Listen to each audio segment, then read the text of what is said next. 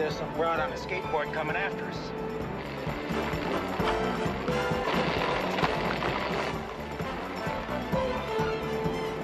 And she's gaining.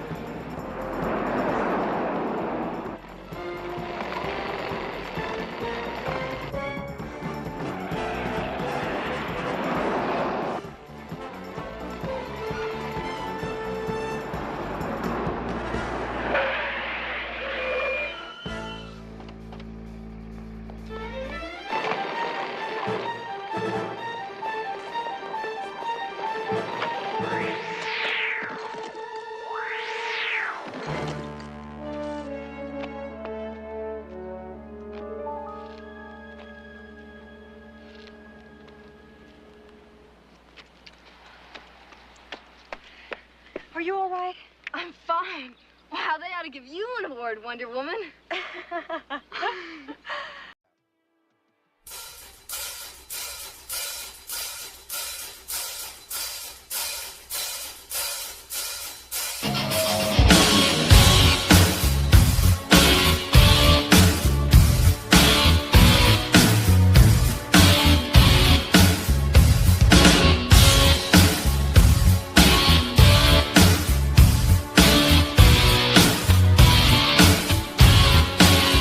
I will protect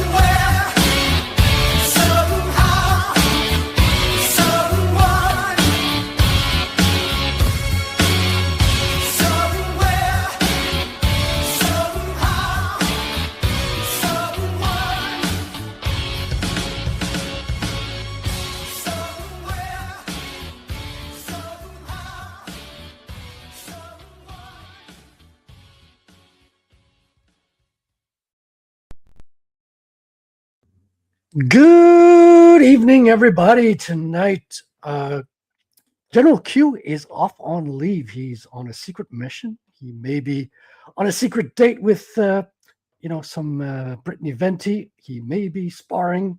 He may be, working hard on a book or something. We might never know.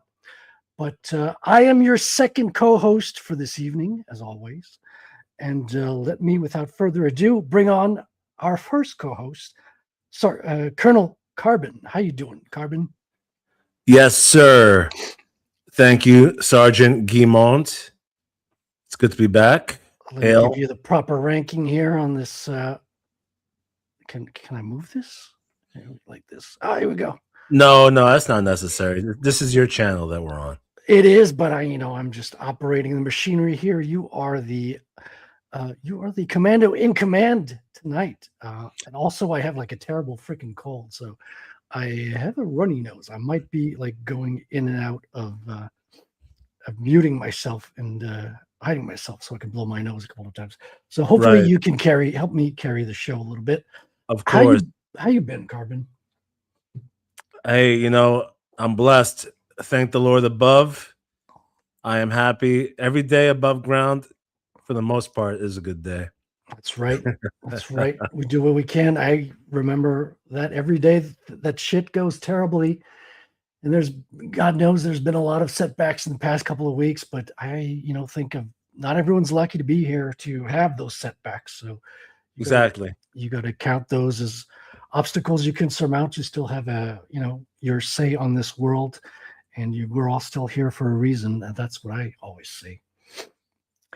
And I was wondering if you were going to play an AI video of this chromatically enhanced version of Patrick over here on the screen. I don't have an AI version of video, so I wanted to make sure that people felt Patrick's presence with us tonight, despite him not being here. So this is the only picture I have of Patrick. So if Patrick.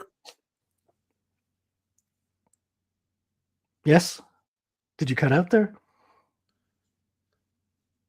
I can't hear you. I don't know if that's my fault or yours. Yeah, but you were robotic. Okay. You can't hear me now? No, you're fine now. You're fine. Might have been just a minor internet. No, it's probably me.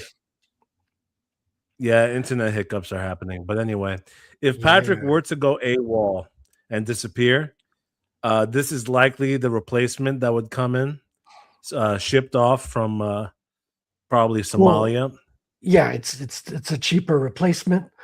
And we'd replace Patrick with an AI version. I think that's what he would want, knowing Patrick. Yeah, it wouldn't be a problem. Yeah, I'm sure he'd be fine with it. Without any further ado, let us bring on our third co-host for this evening. Sergeant Scribe. Is it Private Scribe? What's your ranking, Scribe? I do not know. But I don't know, man. I don't know where they're from. I'm from Somalia, man. We got Team Scribe tonight. Hey, how you doing, man? Hi, guys, man. Hey. Hello. Wow. Hello, Carbon. Hey. You came prepared. I came from Learning Center. Yeah. Leering Center. Right. Right. Get it right. If you're going to leer, you got to leer right. Right. I'm so sorry, America. I'm so sorry.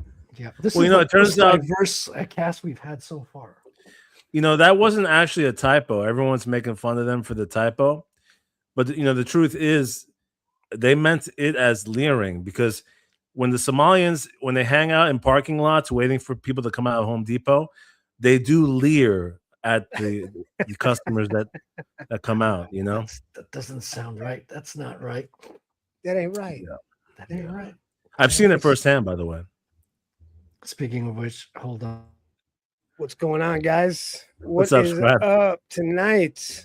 We got John coming in or what? Yes, sir. We got John in the green room right here. Cool. Let us bring him on without any further ado. I got this little intro that's usually for Patrick, but I think this might be appropriate. Hold on now.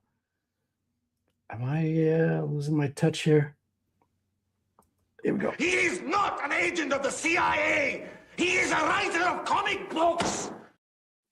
How you doing, Jonathan? Great. Nice to see y'all. What's up? First time Welcome. on the Commandos, but not your first time on this channel. You were on Proof of Comics, you were on CG After Dark, and it's good to have you back with us tonight, John. Yeah. And it's true. I am not an agent of the CIA. Good. I wanted to make sure I wasn't off with that one. It's one of my favorite intros. You know where that's from, right? I think you. Yeah, of course. Yeah. Yeah, it's a classic. Ben Memory Hold, though. You cannot find it on Disney Plus. That doesn't surprise me. Yeah. Right. Well, nice to meet you, John. Welcome to the Commandos. Thank you. I go by Carbon. You can Okay. call me Carbon. And, I think it's fitting that your first time on the Commandos is when Patrick is on leave. I heard he made a great first impression on CG After Dark when you were on there this past week. That was very controversial. I mean, there's a lot of controversy. It seems like every day there's a controversy on the internet. It's been a spicy week. Spicy. By the way, I do have to make an official announcement.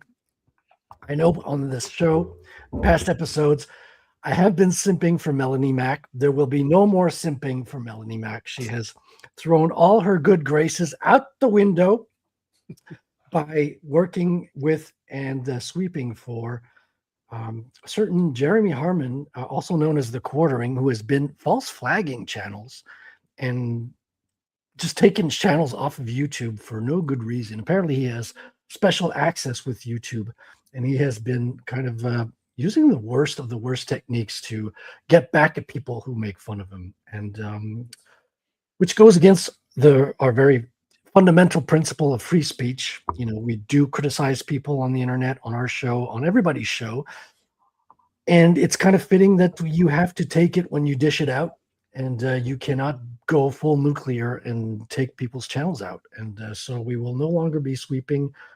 We will no longer be simping for Melanie Mack. And by we, I mean me.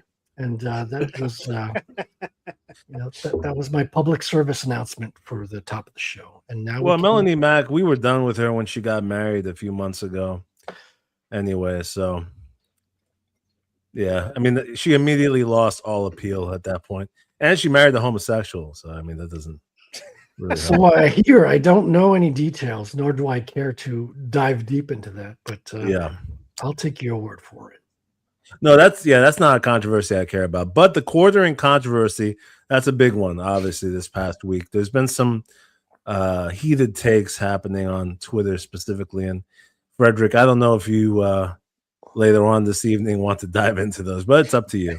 Oh yeah, for sure, dude. Like we'll have a look at Jonathan's campaign and his story a little bit in the first half of the show, but then we can dive in totally. I'm down for that.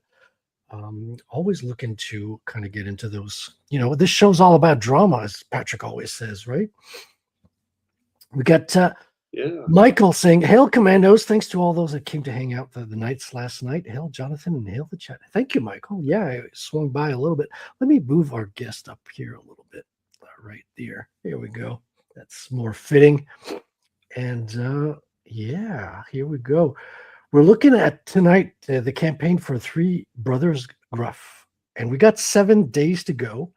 Luckily, it's already funded 168%, but that doesn't mean we stop here.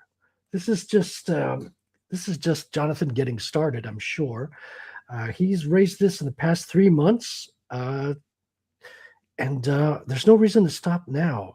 So, Jonathan, tell us a little bit about this project. I know some of us have heard your take and your story a little bit before. You've been doing a lot of streams for the past few weeks.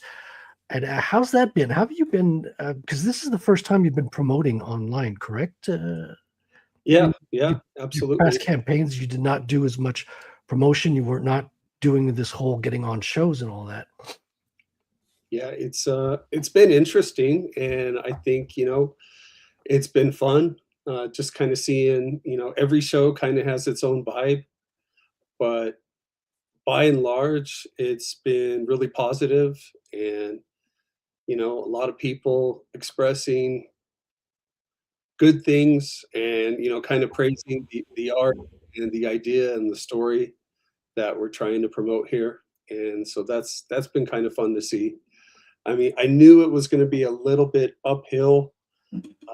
Fantasy comics in general don't do as well as superhero books or or something that is kind of thematically an easier catch, like historical horror or something like that. So I was, really gratified with all the positive feedback, and even being featured on Ethan Van Sciver's cover contest a few weeks ago. Yeah, that And was That was fun. cool. and everyone there had a lot of good things to say too. So that was really nice to hear. Yeah, dude, I heard that people said you were like on image level quality. That's always a great compliment, and it's well deserved as well, because you've got a talented Italian artist working on this project, which has gotten everybody excited. I remember when we saw your book for the first time. It was on Aaron Immortal Rising's indie comic shop show, and we were just going through Fun My Comic titles and seeing your book. It got everyone excited. You have a very exciting cover right off the bat, and the interiors are just beautiful as well. And so everyone was curious, who is this guy? We've never seen you, because we're used to, going on everybody's shows. Everyone's kind of like cross promoting all the time. And we kind of, are talking in different circles. Yeah. And you were not a familiar face in the space at the time. And everyone was curious, who is this Jonathan? And people were pointing out the thing that people were calling you the police sketch artist is what came up, because that's Yep. one of the things that you've been doing as a career. Would you like to tell us a little bit about that, how you got into that and what that was like a little bit? And did that affect your comic book creation process at all? Well, the police sketch artist was kind of a natural fit for me, as I had originally, gone to art school and worked as a freelance illustrator. And then, through those twists of fate, I ended up working as a corrections officer in a jail in the San Francisco Bay Area. And, that allowed me to have health care and all sorts of niceties like that. And at one point, a teletype came in advertising this course where you could get certified as a sketch artist. And I thought, well, that's something I should pursue. And I went to the training office and requested to go there. And it was about a week-long course. The teachers, well, the first one was, I think I went ultimately like 10 weeks of training, but the instructors I had were this husband-wife couple who had about 35 years FBI experience. And so, yeah, I guess still not an agent of the CIA though. But Well, we hope not, but we never know. We'll never know. We'll keep our eyes peeled. yeah. And what was that training like? Do you Yeah, have- it was a bit different. Now they had structured their course so that, you could go in never having drawn, and they could teach you how to draw. But, for me, I was already, pretty accomplished as an artist. And so the joke was, I would finish a drawing and the lead instructor would look at it and say, yeah, I taught him everything he knows. And, but it's a bit of a shift mentally from being an illustrator and doing commercial art, because you have to learn to let go of your ego, because you don't control what the drawing looks like or whether it's good. That's all up to the witness that you're working with and or the victim. And when they say, that's him, that's the guy, and 99% of the time I'm drawing guys. Wow, that's so sexist. You have to put your pencil down and stop, because you've captured something that is, triggering a memory for them. and they're recognizing the person. And so the idea is other people are probably going to recognize that person at that point. And, look, working in the San Francisco Bay Area, we had a lot of crime, and I got to work a lot of cases. I did everything from robberies, carjackings, murder cases, kidnappings, and what was the other main one? Felonious assault. It's just kind of random. And are people still drawing to this day, like from hand, or well, are they using computers? They are, if the department is smart, if they're well versed in what they're doing, because I know the FBI went back to pencil sketches, and I know the Texas Rangers did, and a lot of the Texas Rangers. Yeah, that's that's like the that's a thing in Texas. It's still a thing.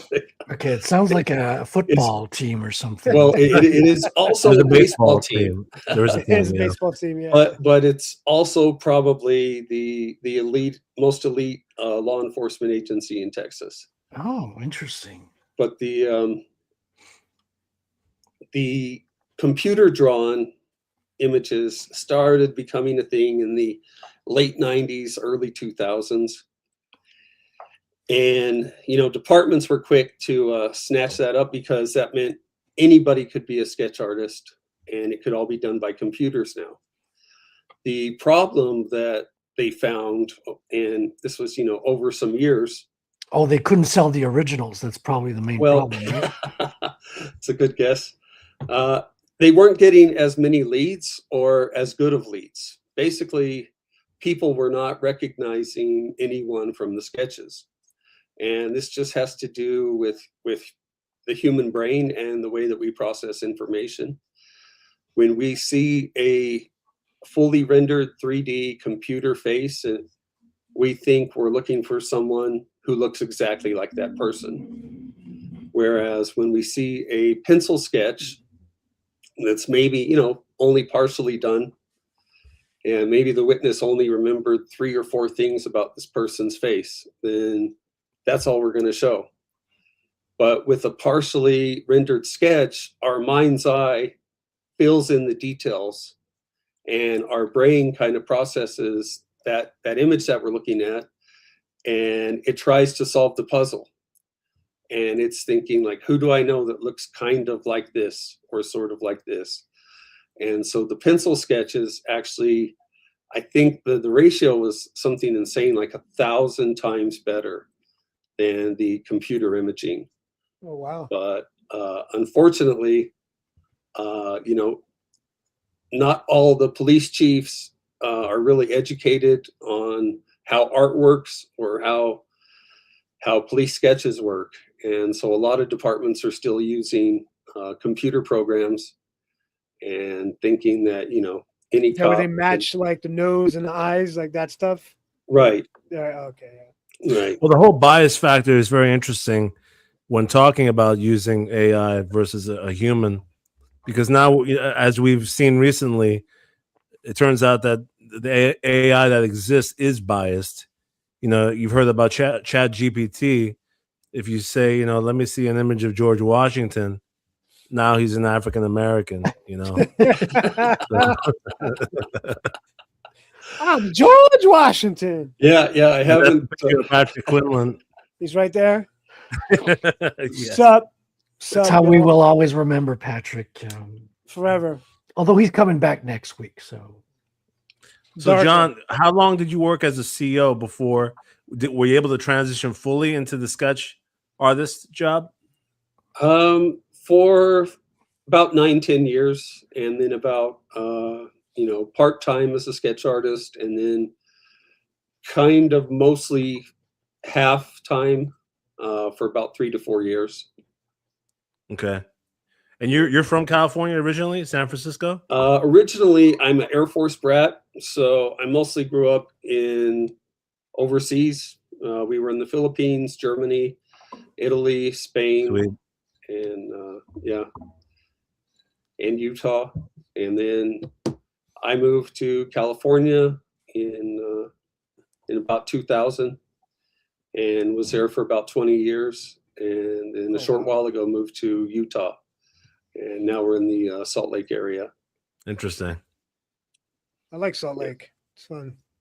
Yeah. Beautiful city. Yeah, Beautiful. it's kind of the curse of being a military kid, because whenever you meet people, they want to know where you're from, because that's just kind of how we size up people, right? Yeah. If someone says like, "Oh, I'm from Alabama," we think, "Oh, I know who this guy is," or "I'm from Brooklyn," we're like, "Oh, I know this guy now." To a degree, yeah. Yeah, of So course. when But You it's people gotta ask, know. Yeah. when people ask you where you're from, do you say where you were born, or where you're living now, or where you spent most of your time? Because I'm always struggle, because we got a few overlapping things. I'm also a military Air Force brat of the Canadian variety. Yeah. Also, I was born in Germany, so spent a few years there, and also grew up on G.I. Joe, Mad Magazine, all that good stuff. So I was super excited when you were talking about your background, because it's a lot of common threads there. So what do you say when people ask where you're from? I just say I'm an Air Force brat, and then go through the list. And where that works is if they are a military brat too, or their spouse or someone in their family that they know, and that can become a common tie. Or they can say, "Hey, I've been to Germany, or I've been to the Philippines," and then we have something to talk about. Hell yeah. And just quick, going back to your training as a police sketch artist, did that ever come in useful in the comic book making process? Like, did you do any of the character designs yourself before you were talking with your artists? What was the design like working with another artist? Because you're an artist yourself. Yeah. You could have drawn this book if you had wanted to, but I remember hearing you say that you found somebody who was much better suited for the story than you were, and it felt better. Well, I'll let you complete that thought with your own words, but how did that help? And did you do any of the design process, visually speaking, of the character? Yeah, I think I sent him the very initial thummies that I had done, designing the three brothers and the troll. But I found Vincenzo on Facebook, and in Italy he draws historical comics, and so I saw that he was drawing horses and swords and shields, and I was like, wow, man, this guy can really draw horses well. And I knew that was the Europeans can draw horses. That's what I always say.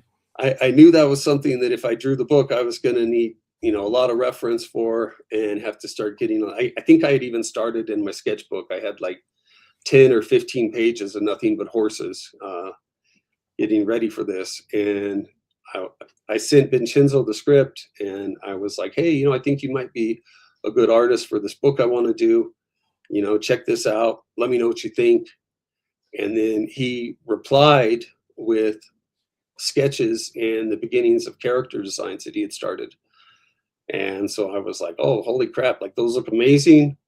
I guess we're doing this. I'll send you a contract. And then we got started on the book. And and since then I haven't sent him any drawings, because as my first draft of anything is in my sketchbook, and that goes for this script as well. And I always have little thummies off to the side. But I did not share those because the pages he was turning in were just perfect. And they had like added panels, which, like I had written it like, panel 1, panel 2, panel 3, panel 4. And then he was turning them in with like 7 panels. Oh, wow. And, just kind of doing his own editing. And I was like, I would not have asked this of you. But since you went the extra mile, like we're just going to go with it. And, it looks amazing. And, just kind of let him cook at that point. Oh, let me ask you, John, and I tend to ask this question because to me it matters, but it's also interesting to all the people that we've brought on this show. what was your introduction to Comicsgate? If there was like, you know, a turning point in which you found out about it and got involved, and also did Comicsgate factor into you moving forward and creating this book?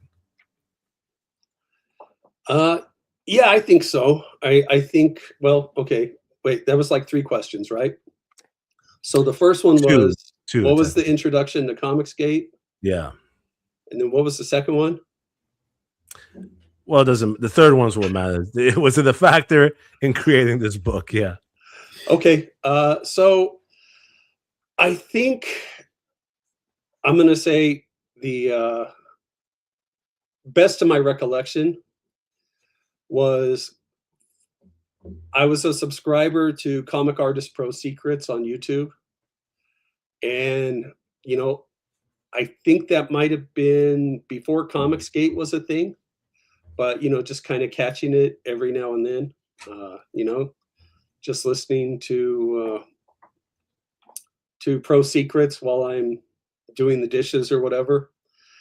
And I think what's interesting is the comic book industry was probably a factor in me not pursuing comic books more steadfastly originally. You know, because when I was in, I think I graduated from the Academy of Art in San Francisco in 2005.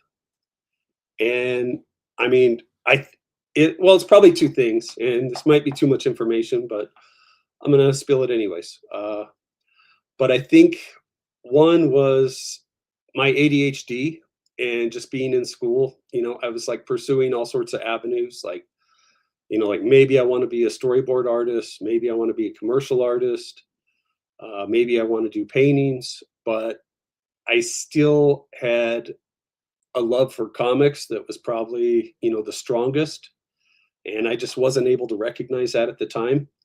But the other thing was all of the politics at the time. Now, in 2003, 2004, Chuck Dixon kind of got fired / let go from Marvel because of his controversial take on their relaunch of the Rawhide Kid. Yep. And, you know, that was, you know, something that I kind of paid attention to. And, you know, and I felt like he didn't really have that hot a take on it. He was really just saying that if they're going to, you know, have a gay cowboy character, why not create a new one? Instead of, you know, kind of taking this old character that already has a popular fan following and then, you know, announcing he's gay, you know, 80 years after the fact. And so, you know, I knew my own kind of view of the world and my own political leanings. And I was like, man, if they are getting rid of Chuck Dixon, you know, why are they going to, you know, let some new kid in who is kind of not going to go with the program and the party? And so, Right.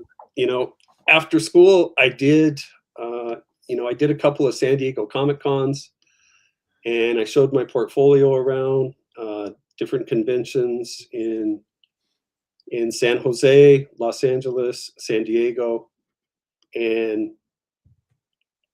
I was always met with kind of, you know, kind of good response.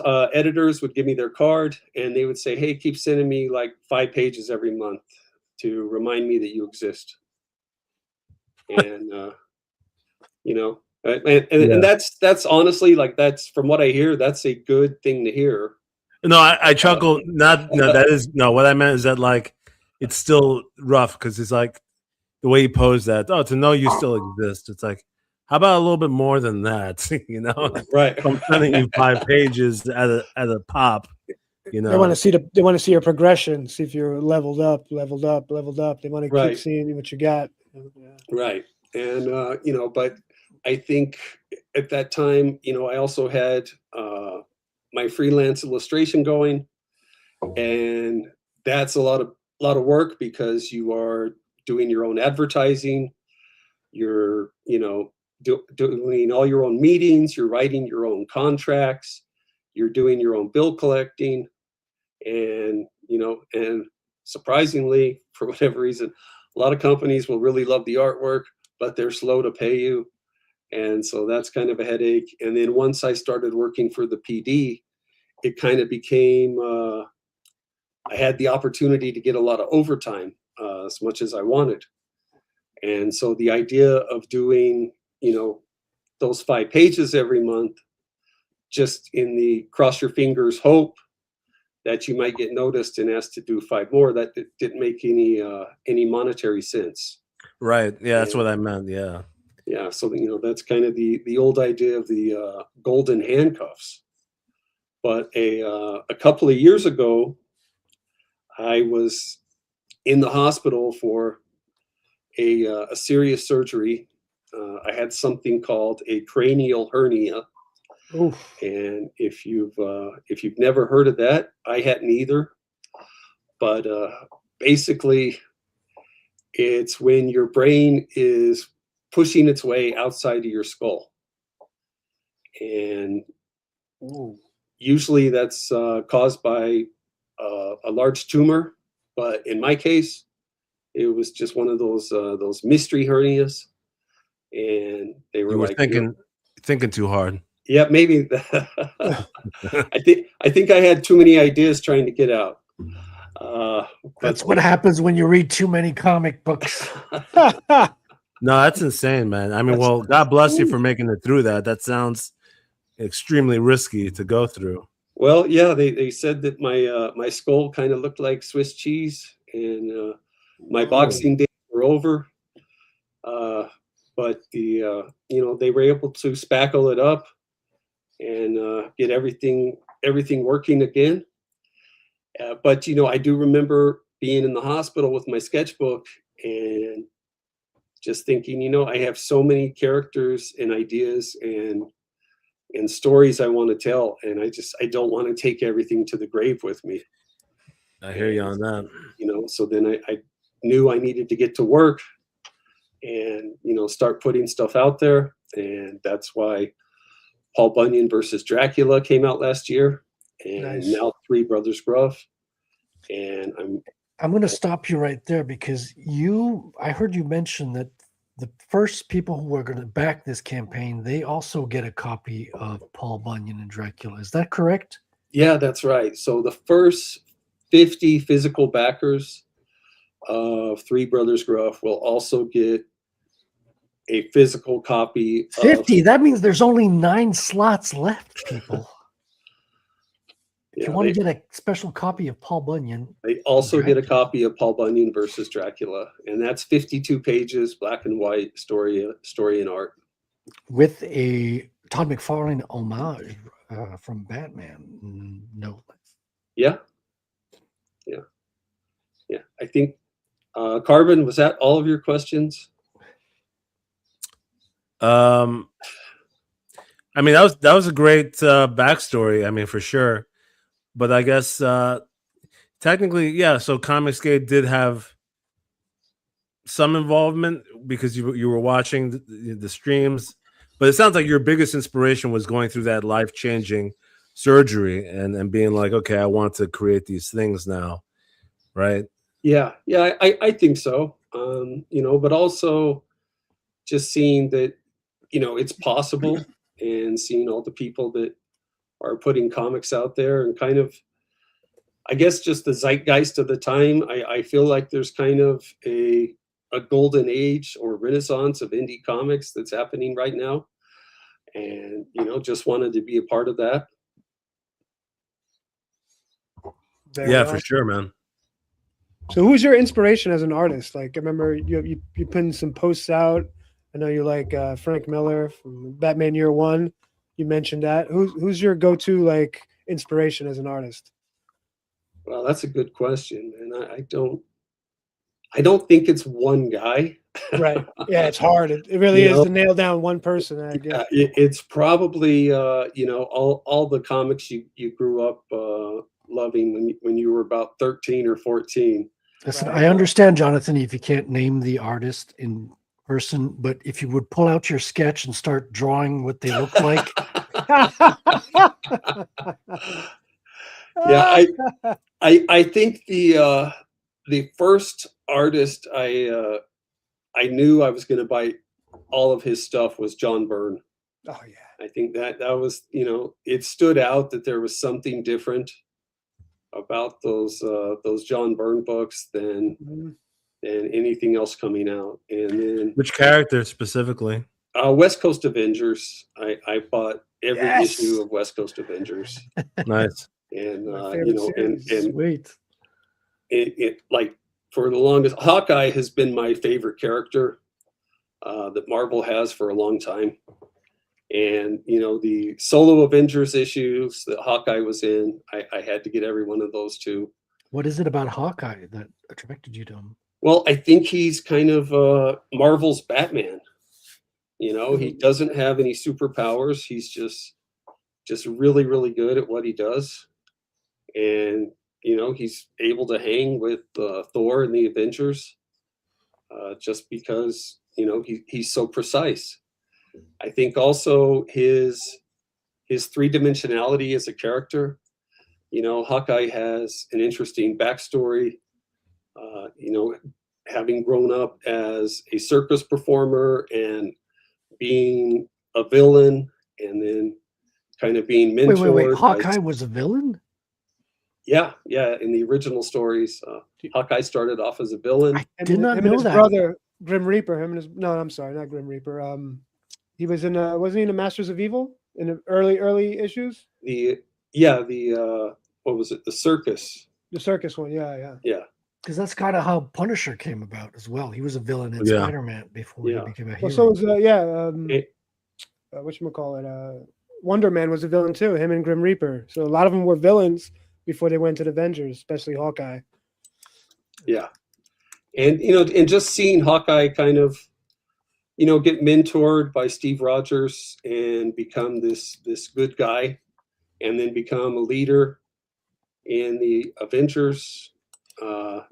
I just thought that was really great. And he was married, and he had his various romances with Black Widow, Mockingbird, yeah. But then, in the solo Avengers, there was an issue where Hawkeye was fighting, I guess, one of his arch nemesis, which was the villain Crosshairs.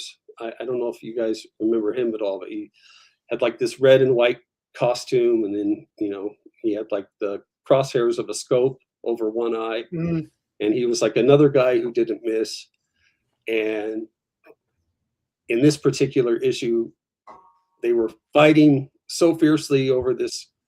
I think it was like a sewer, a cliff inside a sewer, and Hawkeye gets the better of Crosshairs. Crosshairs is falling to his death. He's holding onto the edge of the cliff, and Hawkeye, being a true hero, he extends his hand to pull Crosshairs up and save his life. And so yeah, I've always been. It's corny, I know, but I gotta be. No, not at all. Hey, the moral decision. Yeah. That's what separates the heroes from the villains. Yeah. And Hawkeye's, you're right. The fact that he has no powers is forgotten often, right? Because you see him amongst all the other Avengers, and then the whole him being the Batman of Marvel is true.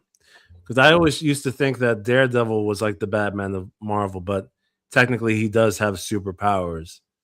So Hawkeye, is pretty bare bones. Yeah, John Byrne, when he wrote the West Coast Avengers for that, I think it was like 20 issues, and he did Vision Quest, and Hawkeye was one of the main players in that. That's what really brought his I think Burns brought Hawkeye's personality out, and Greenwald too. But yeah, that's amazing issues, amazing run. I like those. Yeah. So I think my next artist I noticed was Todd McFarlane. and his work on the Incredible Hulk. And I think him and Jeff Purves were kind of back and forth on issues for a while. And I kind of noticed like, oh, like people draw this differently. And I really liked Jeff Purves too, but there was just something about Todd McFarlane's energy. And then, staying on the Hulk, that brought me into the Sam Keith when he did his first Hulk issue. And then that brought me also into Marvel Comics Presents and getting all those Sam Keith issues. With Wolverine, it was. I'm still mad that Cyber was not the main villain in the Logan movie. Oh. Like because I thought that was going to be perfect, because the way the movie starts out and they're setting it up and they're like, oh, well, we have someone special to deal with him, and I'm thinking, well, what could be better than the person who has adamantium skin? Yep. And, that would have been like, and they're like, no, it's Hugh Jackman again. And I was like, oh, what a letdown. But yeah, I think Sam Keith was next, and then Del Keown took over on Hulk, and then Gary Frank, and I think I had like half of a sketchbook that was nothing but me copying Del Keown and Gary Frank drawings of the Hulk. Gary Frank, I don't know. It's a weird choice for a Hulk. He's very stoic. He's more of a Superman guy, I think, Gary Frank. I liked John Romita on Hulk. That was my Hulk guy, yeah. And Ed McGuinness. Ed McGuinness brought that real wide. Yeah, I like that. That was a good one. There's a lot of good Hulk artists out there. I like the Gary Frank Hulk as well, though. Yeah. You like Gary Frank? All those other names, though, are like obviously the quintessential. But I do appreciate the Gary Frank style as well. But I know what you mean in terms of his like demeanor. It was distinctive. He had a different mood. Yeah, but, real quiet. I did like it though, because to me he seemed like a more intelligent Hulk. Right. Yeah, you know what I mean? He was drawing Dr. Banner in the Pantheon. Mm-hmm. And and Hulk was then kind of the leader of the group, and he was the Reed Richards basically of his group. And so I love Gary Frank. It was just it's a different version of a Hulk that we're not used to, I guess. The vibe is different. Yeah, you're right. For sure. Hulk's the best, man. Yeah. So my other question for you, John. Yeah. I mean, your whole background and story is pretty interesting. I like the whole CEO history, because I mean that means you've seen like the other side of life, and then the police sketches. But with these books that you're doing, with this book in particular, now that it's coming to fruition, how you feel about it? I think technically Frederick asked this earlier, but how do you feel about not being the artist? Or do you feel like soon you want to get back into that and be like, I want to do the art now? Like, how are you feeling about that? Yeah.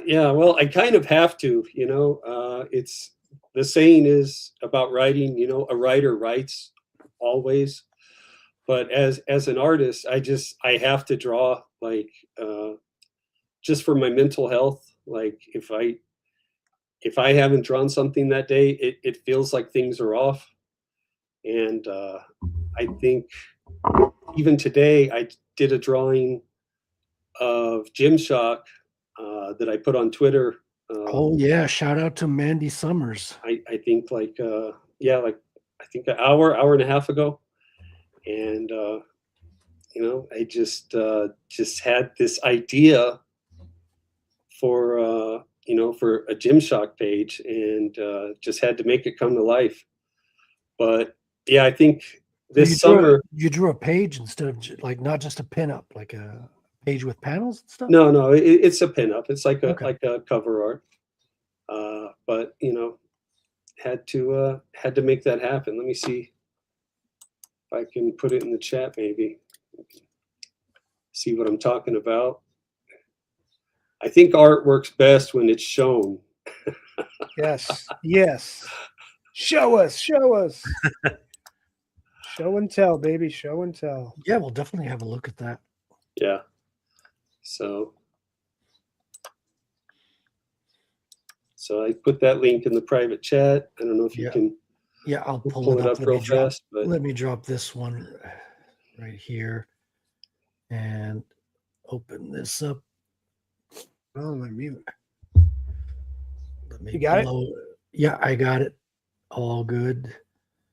Here we go, Jim Shock. I'm crazy sick right now. Like my nose is just. You sound like you got a. Yeah, I got a cold. You got a little phlegm. Yeah, I got a cold that started like half hour before starting. So sucks, dude. it's crazy, but the show must go on, gentlemen. That new virus, bro. You got that Hunter virus. No, I'm okay. I didn't get vaccinated, so I'm all good. This will blow over. It happens twice a year, you know. This looks beautiful, John. well, thank you. Yeah, I do like it. Yeah, I saw it on my phone also. Yeah. So yeah, very interesting. Yeah. You know, I'm sorry because some of this might seem like such basic ass questions, but you know, it's like trying to be thorough here with the. Yeah, go ahead. But so have you done? Well, yeah, you have because you did a lot of pages that you were sending out, so you're comfortable doing sequentials as well, right? Well, I don't know about that. I think you know, I'm at the stage where I basically am kind of figuring it out as I go along. You know, it's not like I have 20 years of working in comics behind me. I think, you know, that's kind of one of the big benefits of doing that is, you know, working for another company rather than pushing your own stories and IPs. You get that much time in the chair. And, you know, that's kind of something I don't have is like, I'm probably a lot slower than any professional comic book artist right now.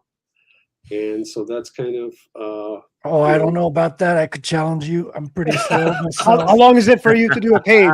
Like, to pencil a page, how long? 10 hours. Really? 10 to 12, depending on how complicated the page is. And to Actually, that's like pretty damn good day. though, because that's not. I mean, bad. technically, that means you could squeeze it into a day. Yeah, a page in a day is pretty ideal. 10 hours is pretty standard to be honest. Like inking another day, you would say? Yeah, I think inking is probably 6 to 8 hours, depending on the page. That's like normal. You know, if it's really a lot, you know, I'm trying to put less and less detail and stuff. I think less rendering, less shading, cross hatching. Yeah. Well, it's really funny because I don't know if that's a good idea. You know, I think every artist admires Mike Mignola, or Mignola. Like, we all kind of wish we could simplify that much. Exactly. There's a way to do it. There is a way to do it. To like simplify and not add so much shading and hatching. Right. But I don't know that it's necessarily faster. It's not. Yeah, it's not. You're right. Yeah. It's not, because you got to figure out, you know, like stances, poses. It looks deceptively simple, but there's a lot that goes on. Like anyone who's ever tried to copy Mignola. That Ben draws the same way. That's like, but it's like very dynamic though. That's the thing. Mike Mignola is very dynamic. His panels are crazy. I think he's, for my money, he's the master of composition. Oh, one of the best. Like any of his covers or pages, you know, you give that to another artist, and if they use the same composition, it's always going to work. And so that's one thing I always look at when I look at, you know, Hellboy or one of his books. I'm looking at how the panels are put together and the storytelling, but also just the cover designs, I think, are so dynamic. He's just a lot of fun to look at. Since we're on the topic of Mike Mignola, let me just show this quick clip here. So Mignola sticks Hellboy in front of the window for a nice bit of negative space. He leaves out some colored lines to hint at the shape of a window, adds some very interesting background details, and covers everything else in black. This is, of course, not the only way to draw focus to the stage. Love that clip. Sorry, go ahead, John. Focus. That is a wonderful accent. She's so I don't mean to make fun of her. Like I think Focus. she's adorable, and I love her presentation of it. But Yeah, it's just I the beauty actually- of the French accent. Sometimes. yeah. Well, and, I knew and I her knew a English girl is with a better than Latin my accent. French. Go Focus. ahead, John. Sorry. Carbon, go ahead. No, I knew a girl specifically. I used to work with a woman who was Latina, and she pronounced it the same way too. Interestingly, her accent was similar to that we just heard. Yeah, fucking bitch. Latin accent. Anyway, Whoa, there's stuff with Damn RF on that one. she happened to be very attractive as well. He's like, Uh-huh. fuck that broad. It happens. So, Jonathan, can we switch it up from art to writing a little bit? Because you're very much focused on the writing right now because you've got 2 books that you've written. Did you draw the first book or not? Well, I did the layouts on Paul Bunyan layouts. versus Dracula. I did some of the inking, and I did the cover art. So kind of, so I think I'm calling it the Jim Starlin approach. how was it becoming a comic book writer like that? Because you went to art school, you have a lot of experience with art, but did you have any formal training writing, or did you just like do it off the cuff? Did you just like from reading so many comics, being passionate about it? Is that where it came about? Or like, well, I think it's a little bit of both. I tried to, at one point, Kitchen Sink in San Jose had a summer-long artist workshop and a writer's workshop for comics. And I took that course and I tried to get into the artist class, but it was full. So I ended up in the writer's class because they were like, well, we have a writer's spot if you want to go into that. And I was like, all right, sure, whatever. And that was kind of a bit of mental gymnastics for me because one of the things I picked up on really quickly was writers talk about way different stuff than artists do. Like that whole conversation we were having earlier. And, we all know John Byrne and Todd McFarlane, Del Keown, Gary Frank, and we all know all the things, and Mike Mignola, what they're bringing to the table. The writers are less aware and less keen of that stuff. But they can all talk about Kurt Vonnegut at length and Dostoevsky and Dumas and even screenwriters, for movies. That they knew a lot of those names, and so it was kind of, learning a bit of a foreign language to transition to writer's brain, and that kind of just opened my eyes to the idea that these are kind of very different jobs, and the people that are doing both, your John Burns, your Frank Millers, your Mike Mignolas, those are very special people. And I guess, and so from there I started reading books about writing, and and what makes a great story, and then just kind of practicing that over time, and honing that craft. Well, luckily, comics are mainly a visual medium, and so I mean we've had this discussion on this show.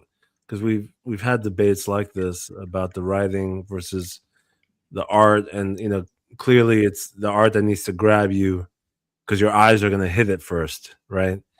And so I feel like if the writer artist combos that have existed, they clearly needed that artistry edge to make their stuff. Like Frank Miller, for example. Maybe my point is not good. I could be wrong on that. I find it funny because it's an age-old debate, and then like what was it, 2 months ago, Todd McFarlane kind of reignited that fire, and everyone was talking about it online. Well, he's right though in a way. I mean, technically, technically he's right. Like he could Well, draw something and be written by a goat and people will buy it. Yeah, well, and I think that's Todd was right about the art drives the sales. Yeah, because the art is it is primarily a visual medium, and we'll buy a book for the art. Like when I was buying those Sam Keith Marvel Comics Presents, I don't know who the writer was. Right. It was a different time also then. It was but more, yeah. I think the analogy that works for me, because my son has really gotten into fishing the last couple of years, which has been great. And, Nice. and I'm still learning how to fish. He's teaching me. I would love to say I taught him how to fish, but that's not true. He taught himself through YouTube, Nice. and learned way more about fishing than I ever could. But I think the art is the bait and the story is the hook. Keeps you coming back. Yeah. Yeah. Right. So which is more important in fishing, the bait or the hook? Well, they're both kind of essential. Yes. Yeah. Yeah. Yeah. Well, the reason why I interrupted myself earlier, because Frank Miller is not the best example of that. Because I was about to say, in my opinion, I think Frank Miller is more impressive of a storyteller than he is as a artist. Ooh, his early stuff was the bomb, though. His art is interesting, but I think it's his stories that really made a name for himself.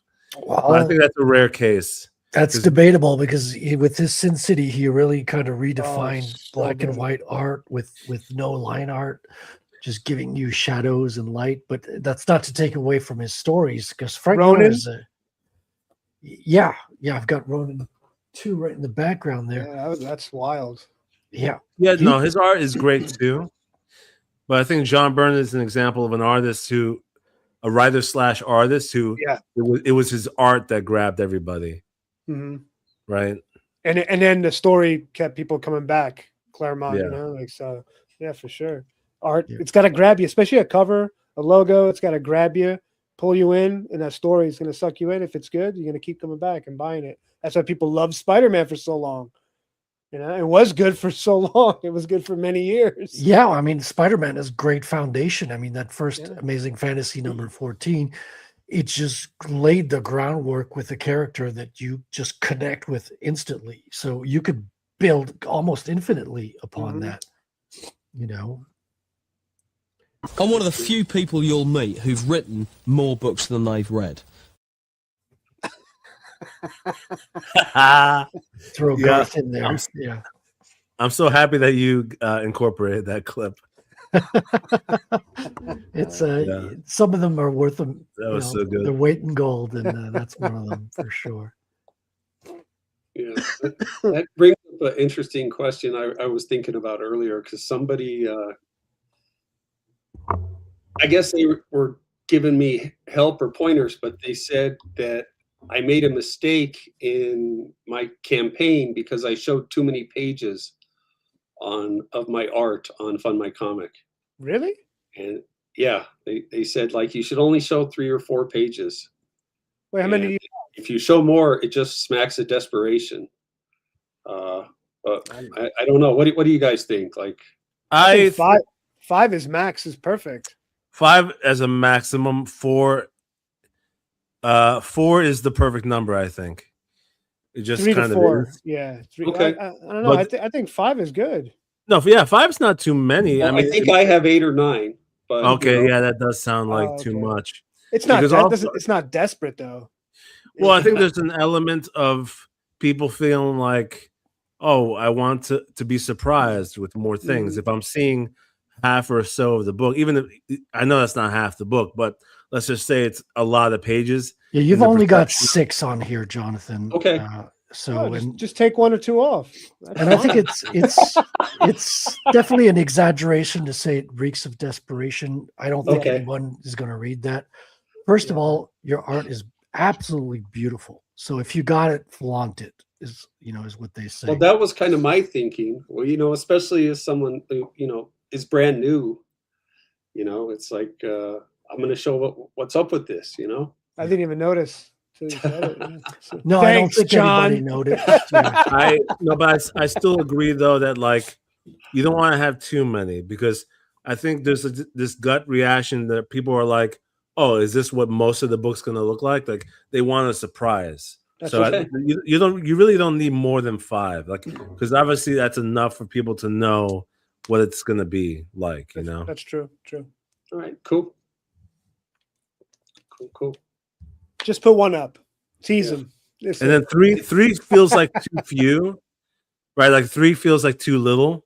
Yeah. And then 4, I think, is like the perfect number, because it's like, oh, that's, you know, Well, it's one not of the highest grossing independent comics of all time, Isom, had no pages available to see. And wait, did it not have any preview? no pages? page. I bought it not knowing what it would look like. And when I got it, I was Okay. hell disappointed. Fucking son of a bitch. Hey, maybe there's something to that. Well, no, technically the trailer for Isom had pages. panels. That's right. There were yeah, it panels did. that were Okay, shown. okay. That's what it was. Yeah, I was like, what? That's a little crazy. Oh, maybe we could play the trailer now. Sounds Yeah. like a good cue for that. Let's do it. Play the trailer.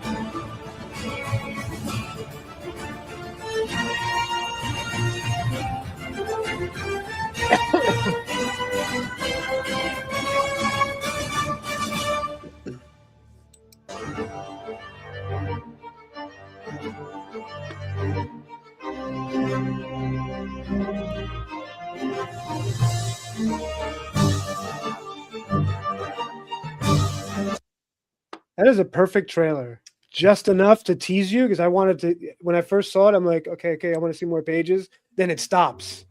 I was like, oh, okay, I like that, because it's like, oh, I'm getting into it. The music, oh, the story's coming together. Boom, it just stops. It leaves you wanting for more. Yeah, doesn't I was like, that's great. You got to buy this shit now.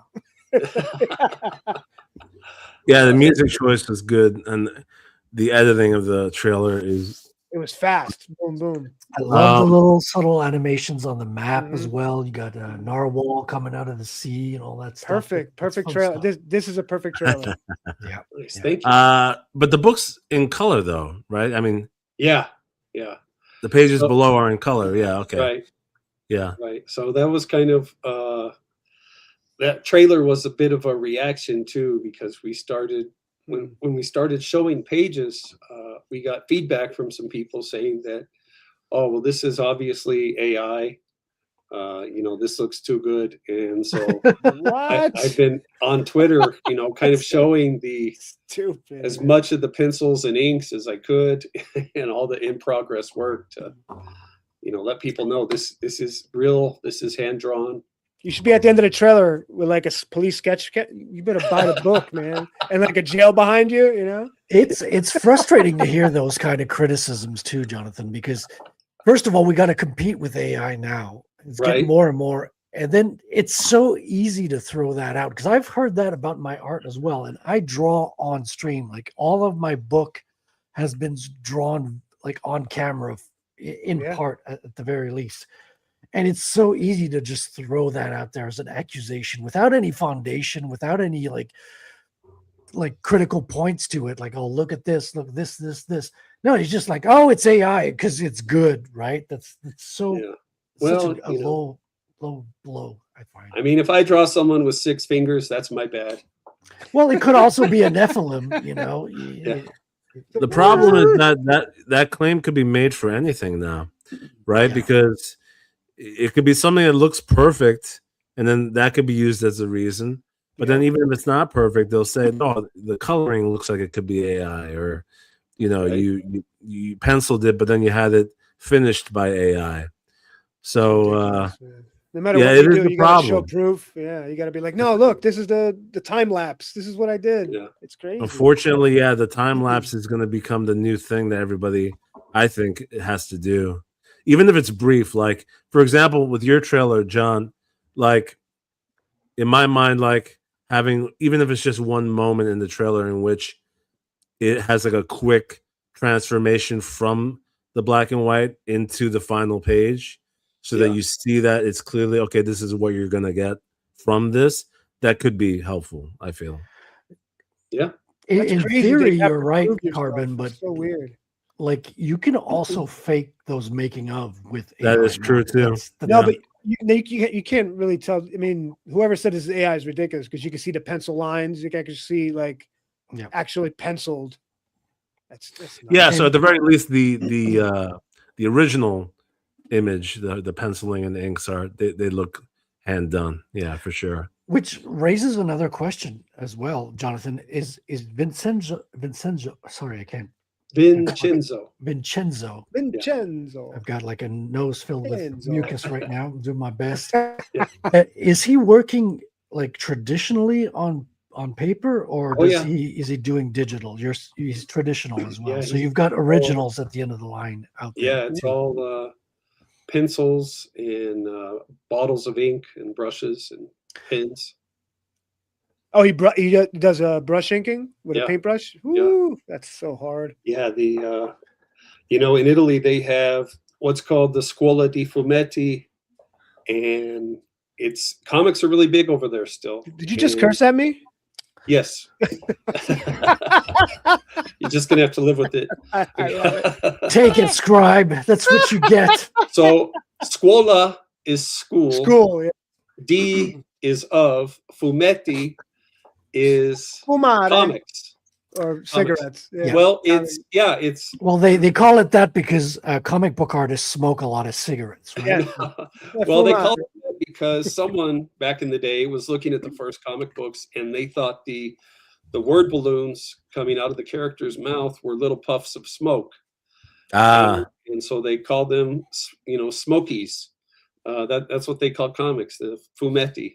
But the Scuola di Fumetti, or the School of Comics, has about 7 or 8 locations across Italy, and it's basically the Kubert School spread across the country, and all these young comic artists get mentored by older comic book artists, people that are kind of at the top of their game, and there's this kind of apprenticeship tradition and heritage in Italy that we kind of lost over here. But over there, even some of the top artists will take part of their time out to go teach at the Scuola di Fumetti. Okay, guys, here's a new idea. We stop calling these comics and we call them smokies now. We totally import this from Italy, and we're all about indie smokies. Let's do it, everyone. From now on, not calling it comics, we're calling it smokies here. Yeah. Go on, Jonathan. No, that could work. Sounds good to me. But it's kind of neat. When I was in Italy, I was kind of struck by how many different types of comics they had. And for them, superheroes are probably in the top 10, but they're not number 1. And they have all sorts of genres that they like to read. They have romantic comics, action adventure, horror, historical, fantasy, sci-fi, and it's kind of spread on an even plane. Like people just grab and read whatever they're into. Yeah. What would you say is number 1 over there? Probably science fiction. But even that might be like 15%, like 20% of the book sales are science fiction. Yeah. And so, and then number 2 or number 1 again is also maybe fantasy. The fantasy genre does really good over there. Yeah, that's pretty much what it is with France and Belgium as well. I think the The American comics took a hit because of the Comics Code Authority, Frederick Wortham, and the seduction of the innocent propaganda. Oh yeah. It got rid of horror. It got rid of a lot of, and the only thing that survived was superheroes, which Science is why fiction. Yeah. this is why Yeah, comics in the America kind of got associated with kids' books, whereas Well, in Europe it's like yeah. novels. It's I don't. respected. You couldn't argue that Captain America was evil, so the superheroes got to stay. Yeah. And and Wonder Woman and Superman were wearing red, white, and blue, so they got to stick around. And superheroes kind of. Well, I think but it also I think is something just about American culture too, because Captain America and Superman were big hits out of the gate. So it's kind of what we gravitated towards, anyways. There's definitely something though in terms of gatekeeping from the big two, because since the 90s there's been sci-fi, horror, and fantasy American comic books as well. Those exist, but they're shifted and relegated to these like off-label brands, right? Like there's AWA. As a matter of fact, even last year there was a mini series I bought from them that was like a sci-fi horror that was pretty impressive. And so they exist, but they're not really advertised. They're not pushed in terms of being like, oh, here's other genres available from, smaller imprints from DC, for example, like, the Vertigo imprint. Like that was a great collection. Some people don't like it, but I thought they had some gems within Vertigo. They had Hellblazer, right? Preacher came from Vertigo. Preacher, Vertigo, yeah. Fucking The Invisibles, which is highly influential. So yeah, there's some it's out there, but I don't know why it didn't get pushed to become known in American culture. I think reading became downgraded as I don't know, not as fun for kids anymore. Something happened with marketing and in the 90s. Well, video games, dude. Video games destroyed everything. If you think about it. Europe is totally different in America when it comes to culture, what kids do. And like I said, kids don't really read comics in Europe now or in the past for a while. Over here, video games just destroyed everything. As soon as PlayStation came, it was over. Think about it. Yeah. Well, that's true, but then video games are big all over the world, though. Not as big as over here, and our market for comics is a bigger market. So the video game market was huge. Is one of the biggest here. It could be also the movie industry. Like I think superheroes had such a huge push that like propelled it into, we're talking hundreds of millions of dollars of revenue now. And once that happened, it's like it even further cemented that like, oh, American comics are superhero comics, even though that's not 100% true. I feel like the movie industry pushing that made it seem that way more so, Well, and I think also it seems like the big two they aren't willing to take a risk anymore on anything. Like DC canceled Vertigo for the longest time, and Marvel used to have their Epic line. Epic was great, where they could do experimental stuff and try something new. But like there was a book that came out a few years ago. I don't know if you guys read Nameless by Grant Morrison, but it was published through Image, and for my money, it's the best story Grant Morrison has ever written. Really? Like, better than Animal Man? Yes. Wow. Yeah. That's one of his best, I think. Yeah, it's Animal a sci-fi comic. Okay. I gotta check it out. It's called the name rings a bell. And no pun intended. It just I mean it's his best work, you think? Yeah, out of all those? It's scary. It's deep. Really? It's a comic that shook me and like had me questioning like the fabric of reality, like as I'm sitting there reading it. So if you were to scale that between that and We Three, which one you would pick Nameless better? It's the best thing Grant Morrison has ever written. Okay, now I'm going to pick it up tomorrow. This is saying, well, that's a tall order there, saying it's the best. Well, you have We Three. You have his run. Well, it's JLA. my opinion. No, I'm gonna. If you say it's better than We Three, and yeah, okay, I've seen the cover.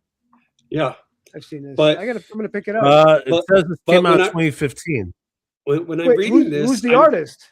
I'm wondering. I don't know the artist, but I was thinking, why did this come out through Image? Why didn't DC publish this? Like, like this is so amazing. Like,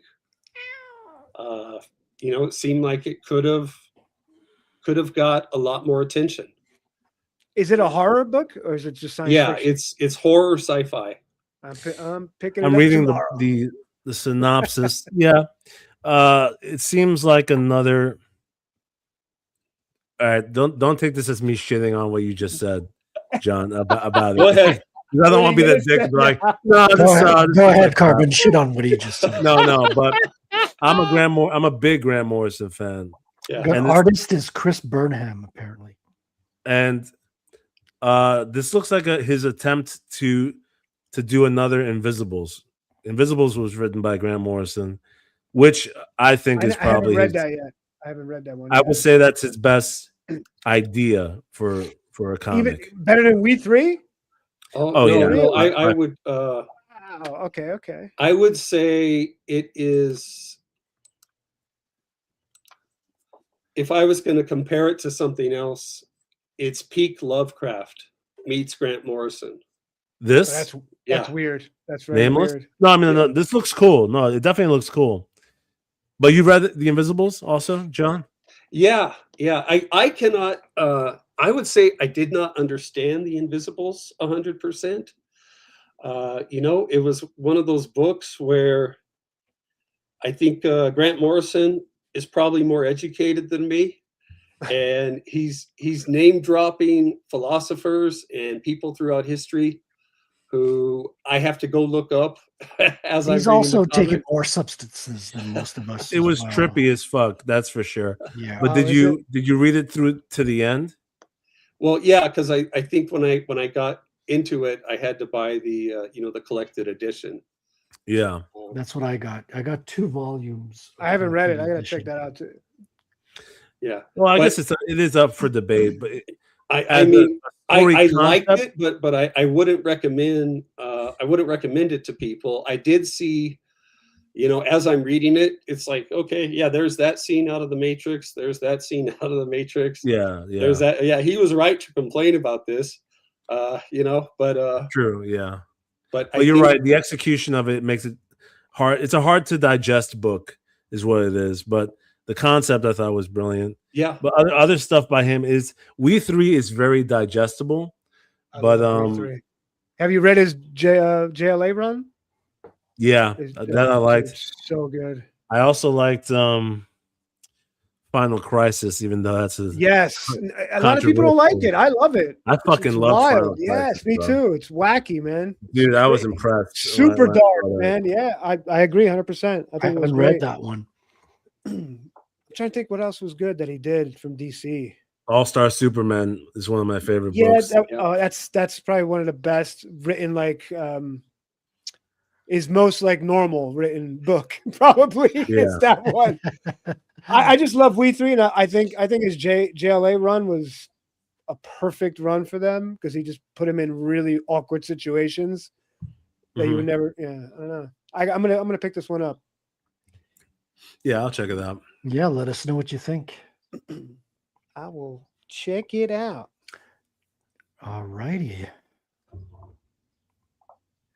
Yeah, well, we got in a good plug for Grant Morrison. That's good. So support Grant Morrison, and buy Spider-Man. They really need you. You know what was bad? He did that Green Lantern run sucked. That shit was freaking weird, man. He was having sex with aliens and all weird stuff. I do have mixed feelings about Grant Morrison because I don't know. You're selling it to me right now, Scribe. Well, he is a Satanist who literally performed a demon magic ritual before becoming famous. He was high as hell doing that. Well, one does not exclude the other. Yeah, for sure. Well, I don't know. He is kind of hit and miss with me. You know, like sometimes I feel like in Invisibles, I was like, I didn't get it. Like, you know, Then like read his Green Lantern run. You probably like want to bash your head against the wall. Like, what? What are you doing, dude? and then his run on Batman, like a lot of those issues I felt like were home runs. They were And then good. A Some lot of them- issues I felt like were a were little weird. I don't see what the point of that story was. And so You know, you're very right. He is hit or miss, especially on the Batman books, because Batman Rest in Peace was awesome.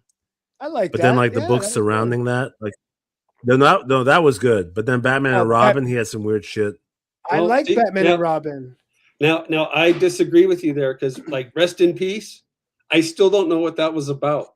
What's him going through time? Okay. Well, you got to read. You have to read Final Crisis. You have to read the side books. Return to Bruce Wayne. Yeah, exactly. I like that whole arc. I thought that was He's like, that was awesome. sure, okay. What do I know? It's a Whatever, bro. transcendental meditation. That's what it is. It's a trip. Wow. Yeah, I don't know what those words mean. He's like, yeah, whatever. I don't know. Yeah. Okay, I know what meditation is. But when you put transcendental in front of it, I don't know what that means. I It's did basically like- drugs and then meditating is what it is. okay. Whatever you say, bro. Yeah, just I check out really- the first 5 issues of the Green Lantern. The first 2 are cool, and then it's like, what did you smoke? It And falls like, off. yeah, no, it just doesn't fall off. It just gets really, really strange Yeah. with like alien really- women. It's just weird. I did like the whole Zur and R storyline that he did in Batman. I thought that was great. And you know, that's kind of why I haven't to this day picked up any absolute Batman, is because I felt like we already have an absolute Batman in Zur and R. Yeah. So, It's good. Absolute's good. It's good. It's not yeah, I bad. hear good things. I just I don't know. I'm just against it on principle. Like It's not really Batman. Like it looks cool visually, and the designs are interesting. But then, yeah, you think about it, it's not really Batman at its core. It's something else trying to be anime for the most part. Mm. Doesn't mean it's bad, but it's not fundamental Batman. Yeah. Yeah, I think you know, Batman, for me, it got nailed down by Grant Morrison when he was describing Batman as Sherlock Holmes, Mm. if Sherlock Holmes was a total psychopath. And I was like, okay, I can dig that. That's really cool. Well, I'm pretty sure Sherlock Holmes was a total psychopath. Yeah. Like he was a cocaine addicted. Like if you read the original version, He was a womanizer. Yeah. and by read I mean watch the TV adaptation of the BBC. He used to inject himself with cocaine, which is pretty, you know, pretty intense. Yeah. Well, from what I hear, that's the best way to do it. You know? Well, I heard just to tack on what you said about Batman in terms of defining what he is, like being like a Sherlock. Somebody had a pretty interesting take that, for the most part, I agree. I mean, I would say that there's more to it, but the Batman is kind of like a manifestation of American rebelliousness and masculinity that needed to fight off oppression. But then once we essentially won and we no longer needed to fight, it came about in a figure that takes it out on the streets of a city and fights back in order to restore society that way. So I thought there's some truth to that, I think. Yeah. That reminds me of a one time when I was working in the jail, and I had a bad cold, like Frederick has, and I was all Oh stuffed man, up. I can totally identify with your story right now. And Keep going. I'm I hooked was already. booking the inmate in, and you know, taking his mugshot and getting the info, And he goes, man, he's like, you're really stuffed up bad, huh? And I'm like, yeah, I am. It's been terrible. And he's like, you should smoke some meth. It'll clear you right up.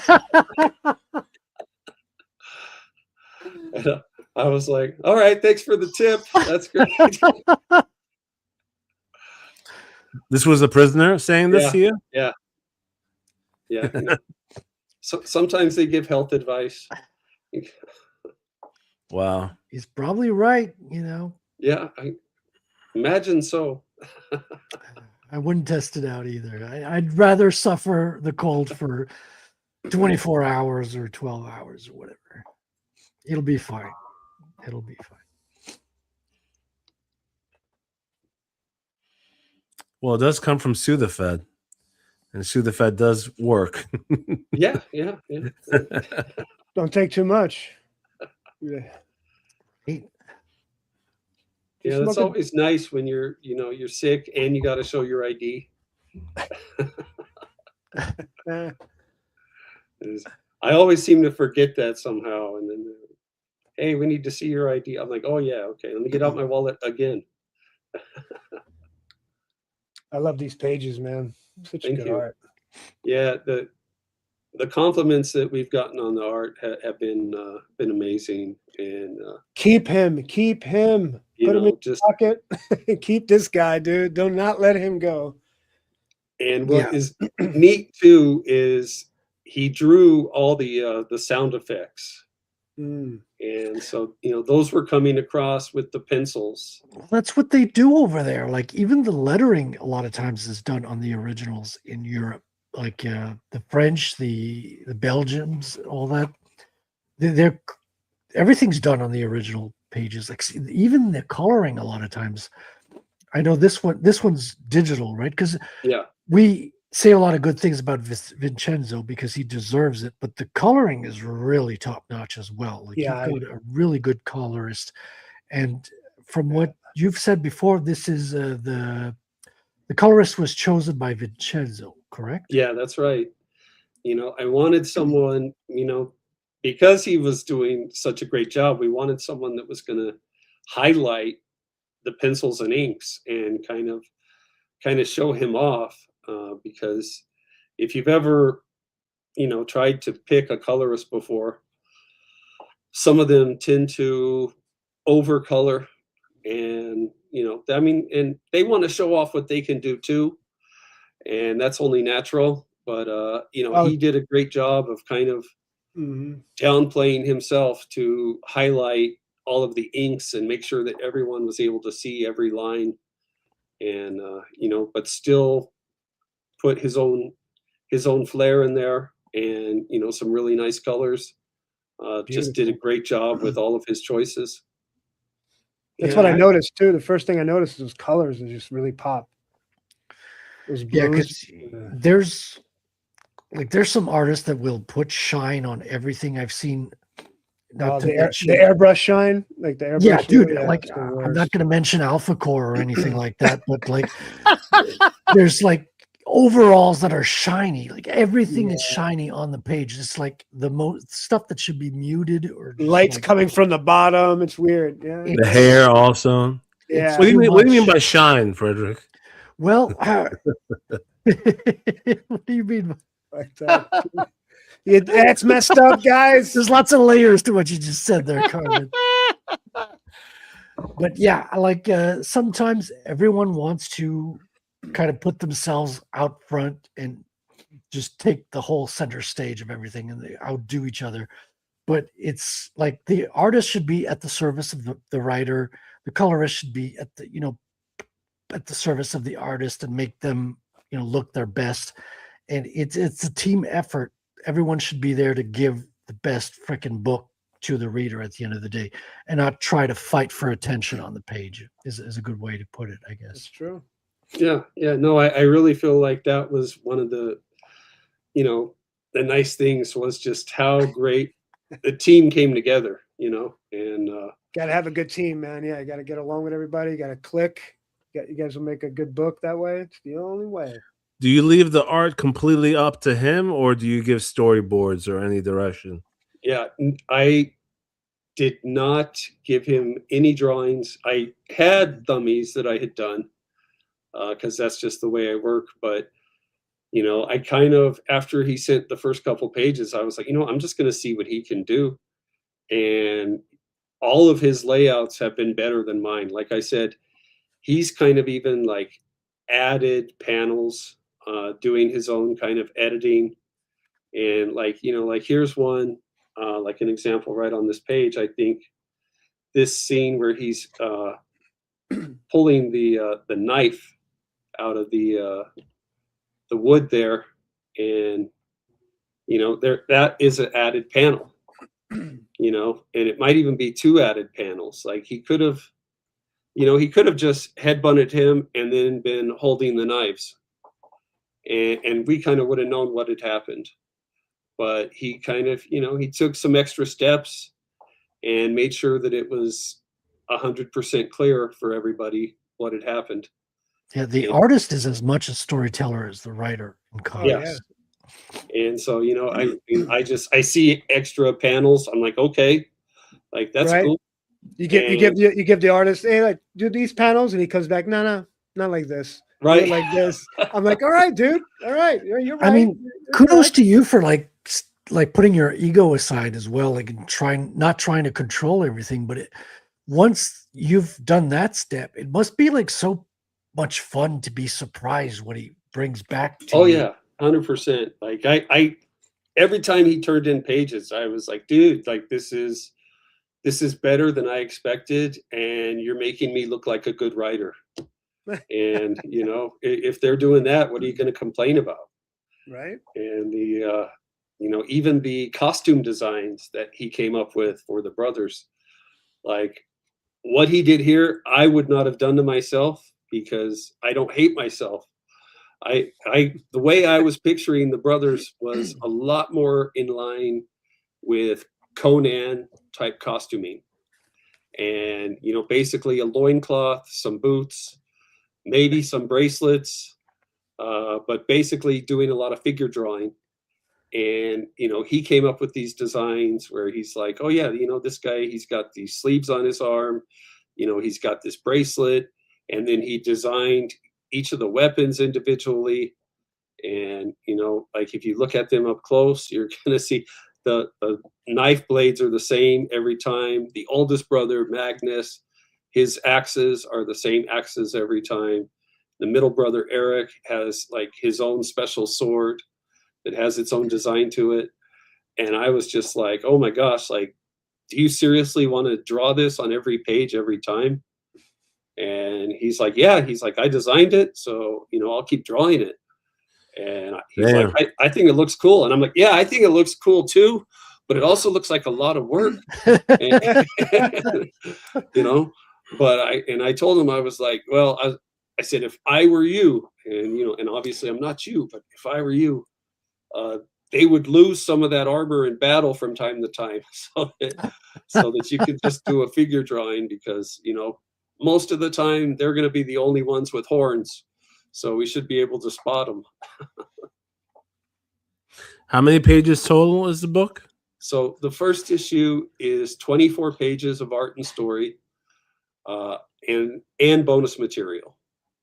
Nice. But like I said, each one of those 24 pages is about 7 or 8 panels per page. So it's probably more like 32 pages, maybe 36 of stuff. Cool. Compared to, you know, your average Marvel book. And do you have any special communications with the colorist as well? Is it like as hands off as with the Vincenzo, or do you like, are you providing like full color guides and, you know, 180 kind of turnarounds of the characters and stuff like that? Or do you just like leave him free reign? Hey, you're the colorist. You do the way you see it. Yeah. So with that, it's, there's a little more back and forth, but what I do is kind of just get the pages from the colorist. You know, I tell him, you know, this looks amazing. And, I said, we're going to talk with Vincenzo and see what he thinks, because, you know, ultimately I want to show off the art The art is what makes the book, as we were talking about earlier. So we've had. You heard that, writers. It's the art. We've settled it today. Shut up. Shut Case up. closed. You shut up. The bait and the hook. Yeah. It's a good quick analogy. Yeah, I think it works. Copyright Colton Comics, but but I think we had some feedback for the colorist, but it was just a couple of things here and there, like nothing super extensive. And for the most part, he pretty much nailed it on the first pass. And so just really happy with how it came out. Looks awesome, man. When do you plan to ship everything and print it and ship? Yeah, well, all of the pages are penciled and inked. And so basically the Fund My Comic is to pay for getting the coloring done, getting the lettering done, and then getting the printing and the shipping done. And I think probably 6 to 8 weeks after our close date, I have a new printer who I'm looking at who is out of Salt Lake, and they said that they can give me a couple of different proofs of what the books are going to look like depending on the paper quality. And so that's probably the way we're going to go. Nice. This book is really something special, Jonathan. And I don't say anything I don't believe in on any show. And I think, we are starting out very modestly as an independent crowdfunded book here on the internet, on YouTube, in the American marketplace, but this could sell in Europe as well. Like you could sell this to a European editor as well and have it produced in other languages too, like definitely. So I hope this book gets a lot of success, not just right now, but in the future as well, because it definitely deserved, this is a masterpiece of, I haven't read the whole story, but I've read half of it because you've provided me with some samples, and you just get hooked right into the story from the start. And I don't say this lightly, the character motivations are clear from the get-go. You just get hooked right into the story. It's most comics, to be honest, you take a little bit of effort to get into the story. Okay, well, we'll give it some time. We'll see where it takes us. But your story takes no effort. Straight from the first scenes, you understand the clear motivations of all the characters from the get-go, and you're hooked right in. And the art is on par with some of the best artwork out there on all the continents, to be honest. So it's definitely, I would recommend anyone watching to pick this up for the simple reason that you're getting the first editions of the American indie comic version. There's a good chance this is going to catch on like wildfire. I hope to see this getting translated into multiple languages in the future. It definitely deserves to be. And I think it has enough quality to have a long life beyond this first printing, for sure. Well, thank you very much. Yeah, that's that's the hope, and I'd be lying if I said I never thought of that. But it's like I said, it's been really gratifying just seeing all the positive feedback that we've been getting on the podcast. And, because me and Vincenzo, we've been excited about this, for a while now, but then, seeing other people get excited too, that's been a lot of fun and really gratifying, and grateful for that. It's definitely contagious. If you ever need a French translator, let me know. I'll be happy to provide translations and cover letters and all that. I think this deserves to catch on, because we're as independent creators, we're trying to bring something out of our heads into people's hands so the ideas can get out there and propagate. But some works of art just are are timeless, and I think this is one piece that definitely has some legs, and I hope to see it go way beyond just this initial crowdfunding for sure. Yeah, definitely. It looks like it can move books for sure, physically.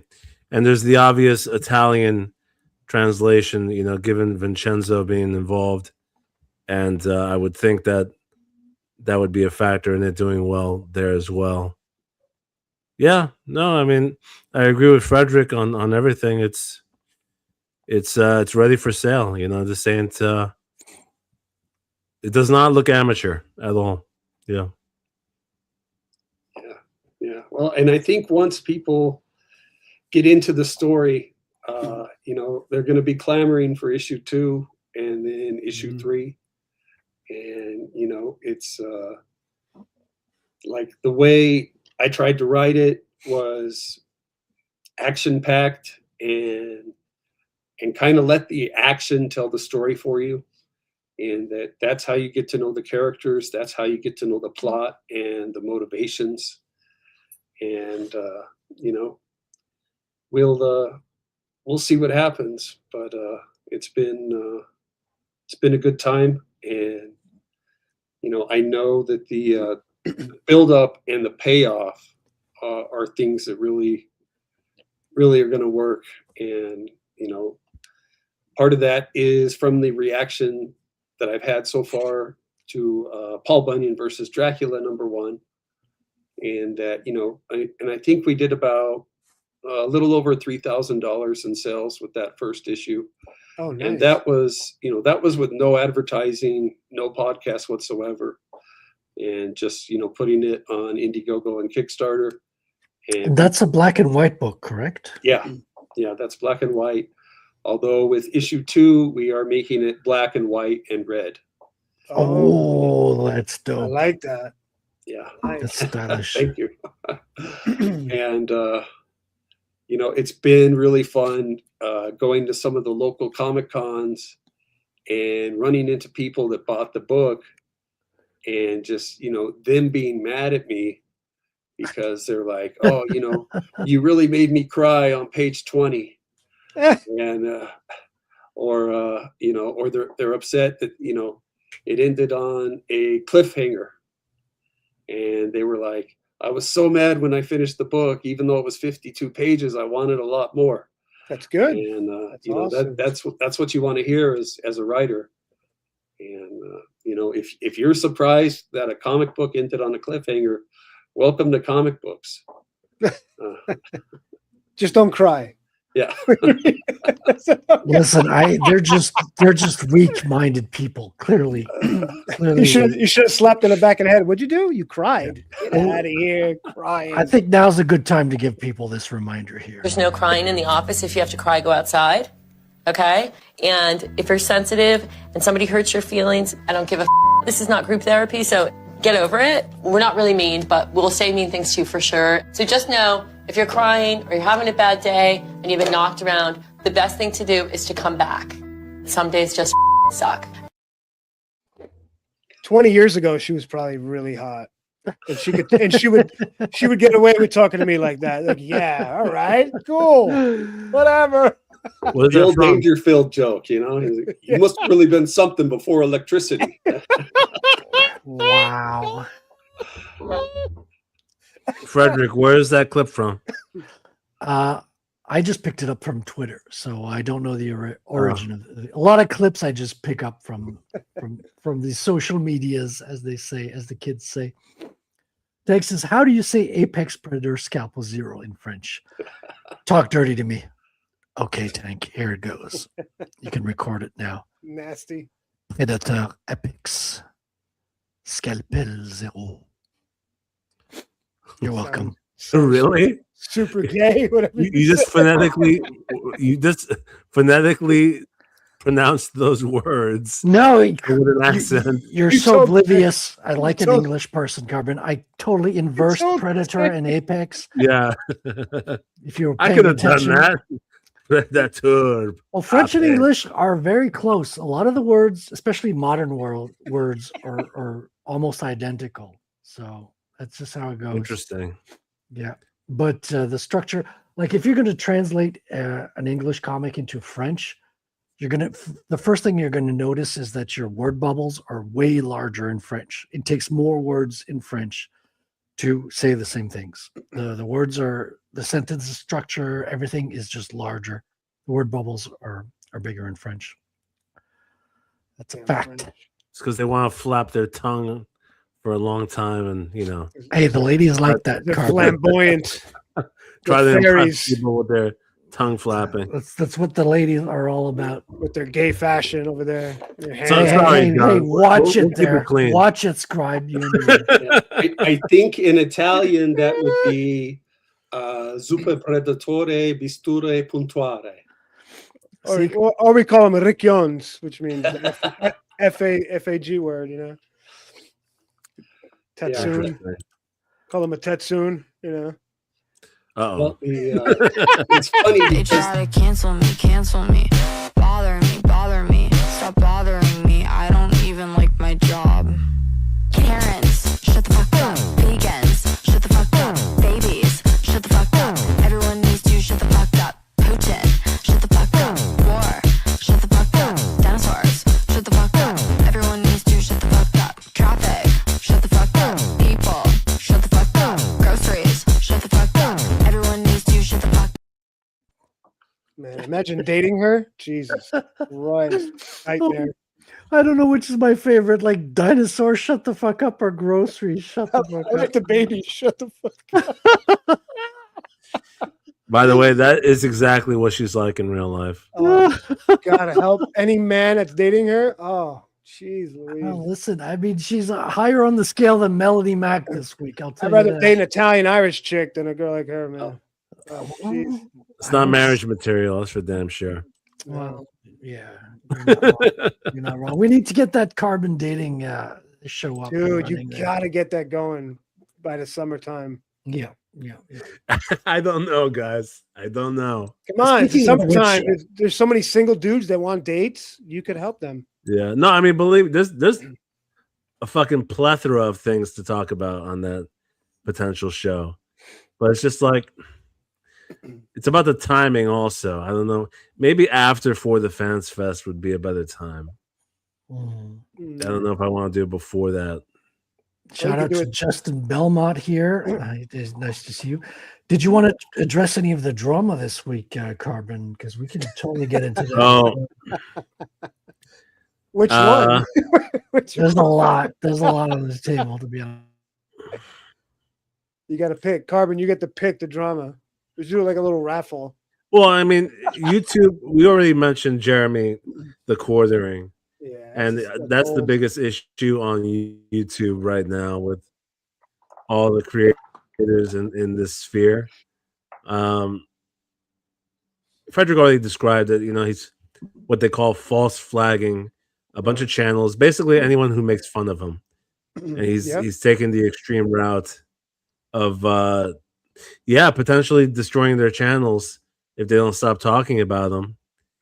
And so that's a controversial thing because all the creators criticizing that behavior are saying that's the one unspoken rule, which is you can have feuds with people and fight back and debate on stream or even make videos about each other, but then when it comes to trying to take their channel down to stop them, it's a bit too far. Well, then you're messing with their paycheck. That's, yeah. Yeah. That's a whole different thing. That's well, not just their paycheck. You're also rendering them like you're taking away their voice. Like they can't communicate. They can't speak. They're just eradicated from online from false. Look at that with a Cecil, Camelot. Yeah, they're attacking everybody. Yeah. Cecil, it's like what is it? I heard once one of the meanest things you can ever do to someone is make them talk to lawyers. Yeah. Right? Yeah. That's why divorce is so hard. Okay. But that's essentially what you're doing there. Oh yeah. But I mean, I have another bit of a view on it because by no means would I ever defend Jeremy. I haven't liked that guy ever since his channel. I even found out about it. I got a weird feeling from him. He's clearly a loser and a creep. It's just there's obvious. a long list of things not to like about him. Yeah, I never liked the dude. But aside from that, he had a tech channel which basically gave people who had I remember that CP on their computer. He gave them advice on how to hide it when he was basically getting their computers fixed. So that right off the bat is a red flag. He's always been chasing the whatever trend has been happening, and he's been pushed forward in the algorithm on YouTube because he's been pushing videos every day on popular topics, and the algorithm was pushing that for a long time. So he made a lot of money. Yeah, he played the game smartly with the whole multiple videos a day. During the pandemic when everyone was glued to their phones, so he capitalized on it. I mean, good for him. He made the money, whatever. But there is another point to this whole situation, though, which is this is a new level of warfare that everyone needs to prepare themselves for. Because if it's not Jeremy doing this right now, it's going to be somebody else. And, it could potentially be enemies from a completely different angle, And so my point is this. If he could pull this off and it would work, meaning that you're not fortified against it and your livelihood's not fortified against it, now is the time to learn how to make sure that you're covering your ass so that real enemies down the line, because anybody could do it, right? Yeah. Just be some psycho out there who doesn't like you, who doesn't even have a channel, and could just go, "Oh, I'm going to destroy this guy's life." And so we all need to wake up to that reality. And so there is a learning lesson to be had here, I feel. It's crazy. Jeremy is a weirdo. That's kind of why people have been turning on Melanie Mack. Melanie Mack has been working for him and just sweeping for him. And Chrissy Mayer now is brought into the whole. They just all suck. They're boring. I don't know. I don't find none of them entertaining. I lost respect for Jeremy after he got beat up by a tranny. It's like, I can't respect you, bro. Yeah. Chrissy Mayer and Melanie Mack, though, and I'm not defending them because they're women. That has nothing to do with it.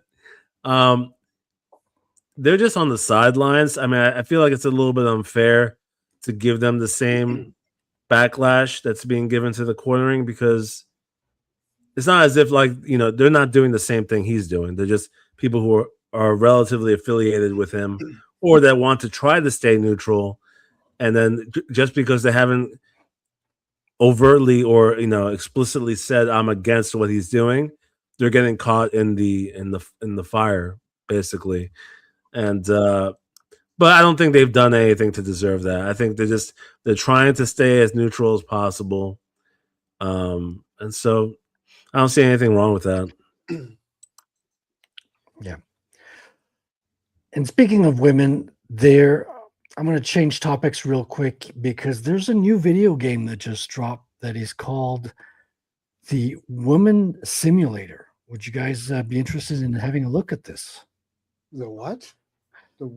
It's a woman simulator. Let's have a look at this real quick, and you guys can tell me what you think of this.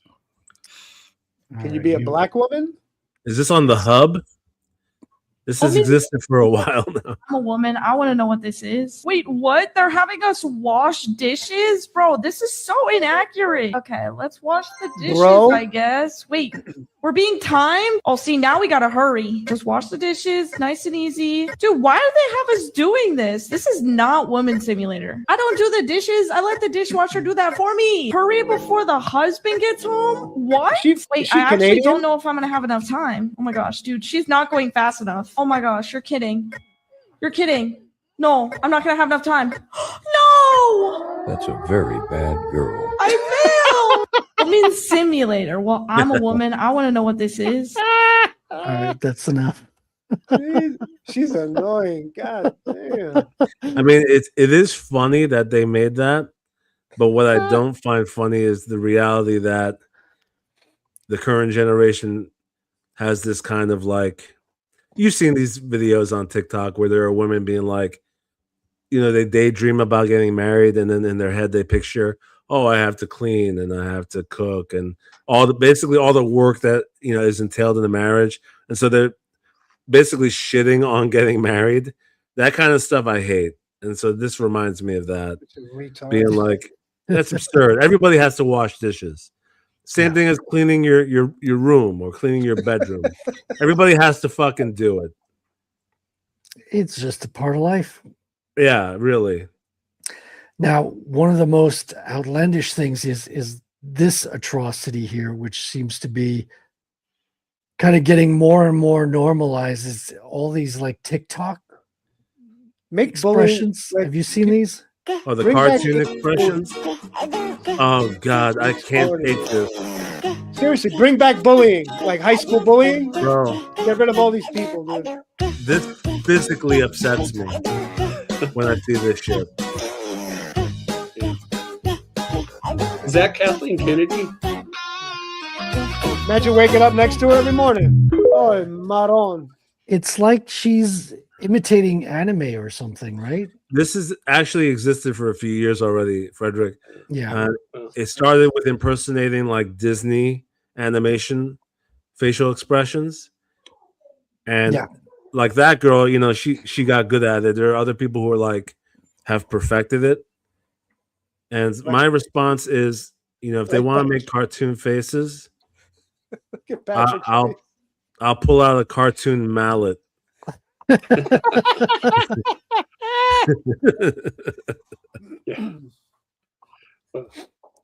Doesn't Patrick look Afro-Cuban more than black? Or what? Well, he looks better with his computer in this version. If I was to guess which specific country he came from.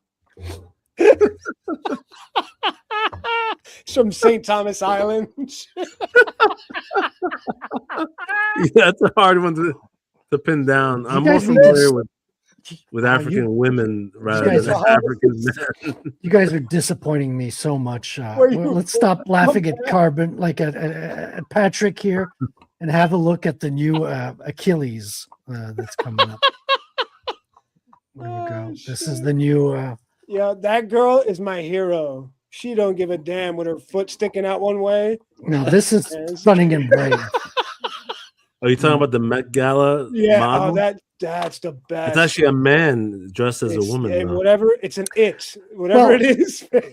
She identifies as a woman, which means she's a woman, Carbon. If you had any, understanding of DEI, you would understand this. But if you see the picture, one of her foot's like sticking this way and the other foot's going that way.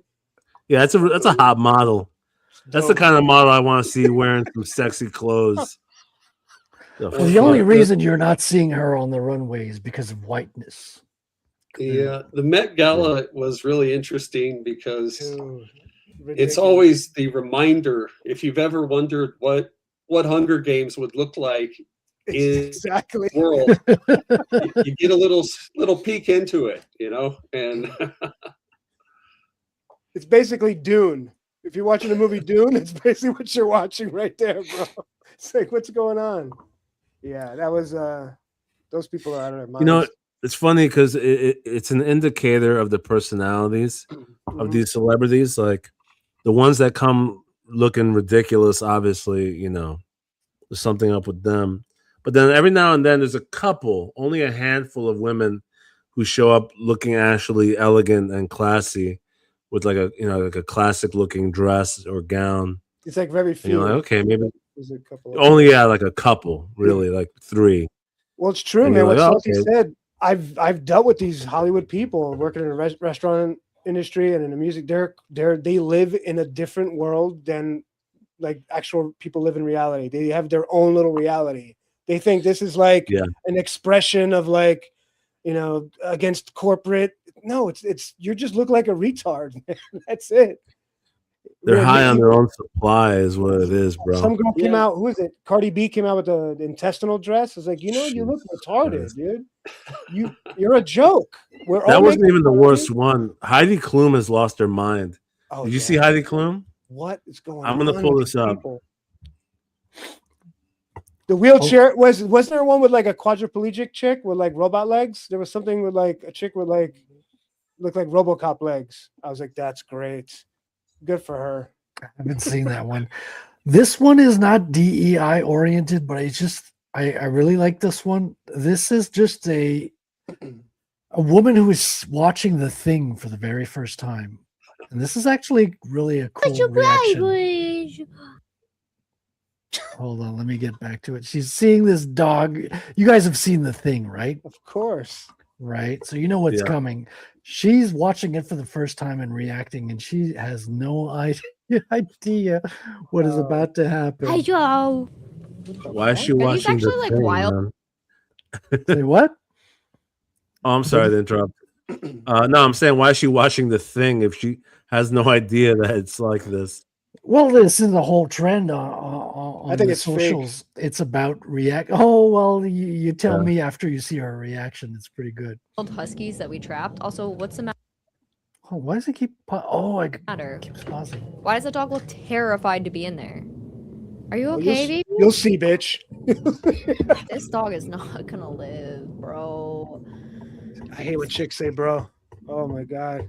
Now you just introduced 5 more to me. It's not looking good. Hey, we're all friends. No, we're all best friends.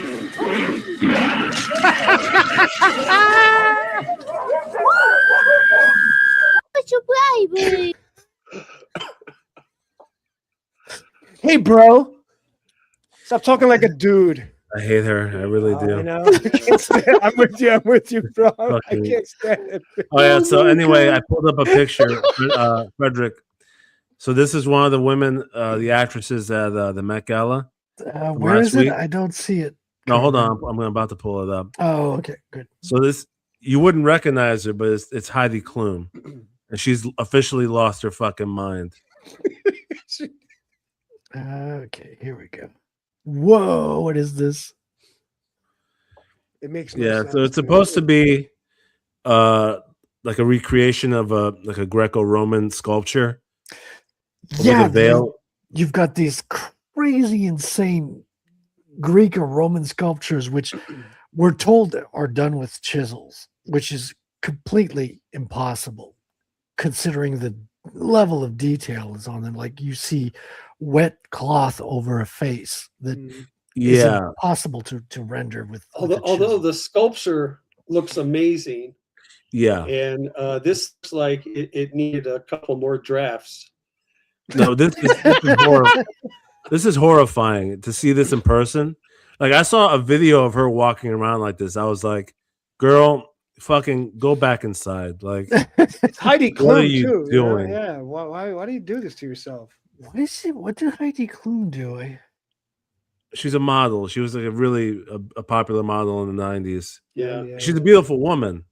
But now this is part of like she wanted to look creepy. Who was the That's chick thing. that had the dollar bill across her face? Who's that actress that did that? Oh, she was so Sarah smug. Paulson.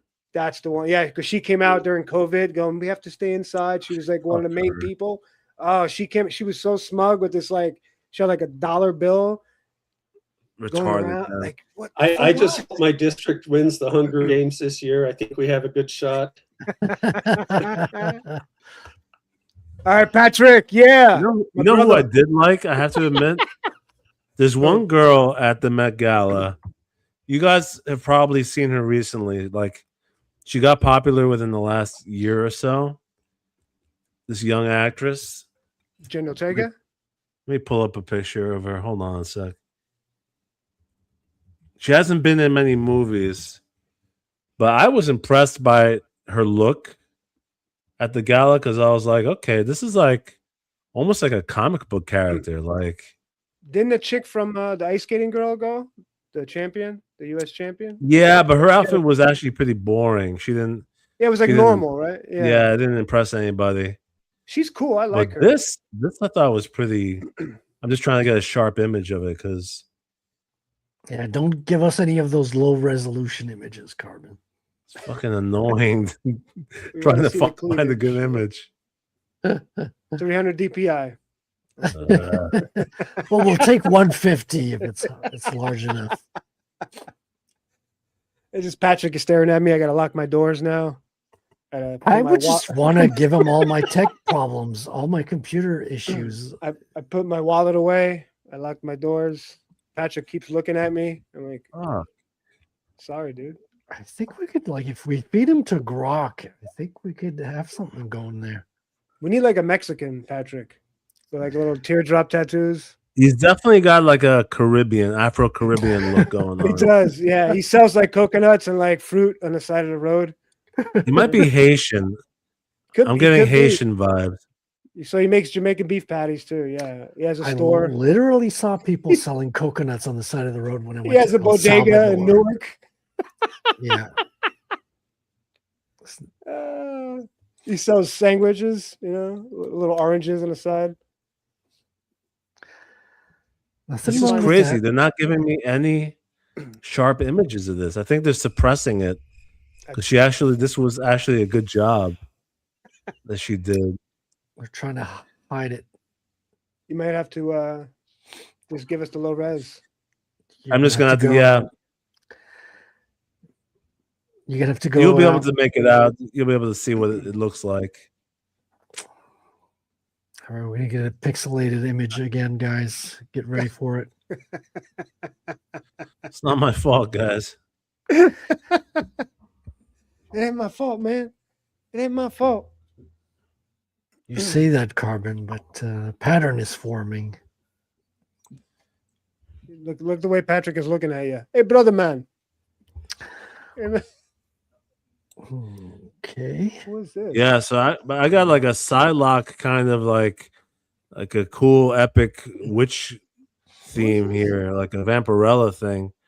I thought it was pretty cool. She looked good, in my opinion. Can you make it larger? Yeah. If we zoom in, it becomes even more blurry, though. That's the... Wait, who is this? Do you like have a special folder of blurry images, Carbon? Like, dude, who's are the you like what's a going on? pixelated? It's like your fetish is pixelated images. Wait, who's the actress? Do you know the Her name is Odessa Azion. She was in Marty Supreme. I don't know if you guys saw that movie. Odessa. Let me look her up. Odessa I hate Azion. I haven't heard of her before. She's kind of cute. Oh yeah, yes. She's one of those chicks. She has very striking eyes. Her eyes are very striking. Where the hell is she from? Oh, finally, I got a good image, guys.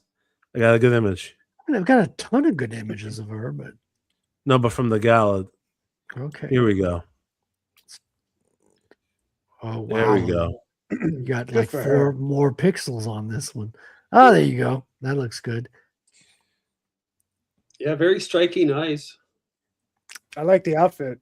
I was digging this. So I'm like, okay. I didn't even It's notice the sexy. eyes. I would let my lady rock that now. Shit. Can you buy I think that? I have a little bit of a crush. I have a crush Where's on the that. Amazon link? Yeah, seriously, I'm gonna buy this for her. Baby, you're wearing this. Whatever. But doesn't it have like a cape. comic character look, like an X-Men character look? I'm Yes. down. We'll play Right? X-Men. Especially nowadays, Carbon, because like the X-Men have been going more and more fashion. I don't know if you noticed in the past year, but the X-Men have had a couple of issues where it was just about fashion galas. Oh yes. Literally. Oh yeah, Yeah, those were gay Krakoa? though. The Krakoa era type bullshit. Yeah. This camera has glaucoma. Yeah, I think it's Yeah, Oh. sorry about that, guys. It was because I wanted to get a full shot where you could see how long the cape was, because it's Right. pretty epic. How the train. I of the could dress. see that being an outfit like if Psylocke became the Black Queen.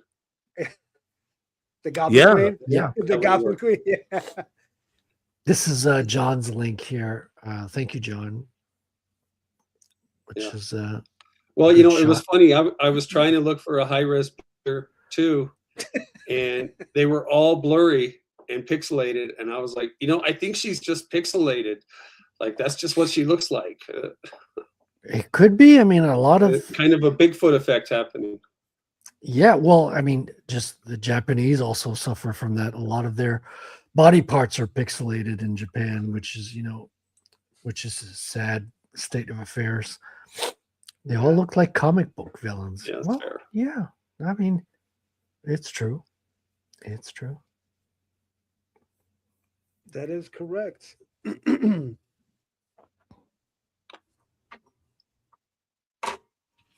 So have we run out of things to talk about? I think we've hit the end of the road. Yeah, for sure. Do you have any other topics you'd like to mention? Well, I brought up my palate cleanser for the evening. Good. Actually, technically, I did not. That was actually not my palate cleanser. You have an extra one? Here's my Have something official up- palate. You have something up your The sleeve official there? palate cleanser for the evening. The nightcap, as it were. The Oh, nightcap. wow. Okay. Elizabeth Hurley. Oh, It's yeah. pixelated, but it's a good. What is she? She's like 60, right? Now? Around that? 60, Literally, 60? she's 60. She's Yeah. exactly 60 years old. Yeah. So her and And Monica this image is Bellucci are. from this year. This image is from this year, believe it or not. Imagine her and Monica Bellucci saying, "I love you, Carbon." Oh, Maron.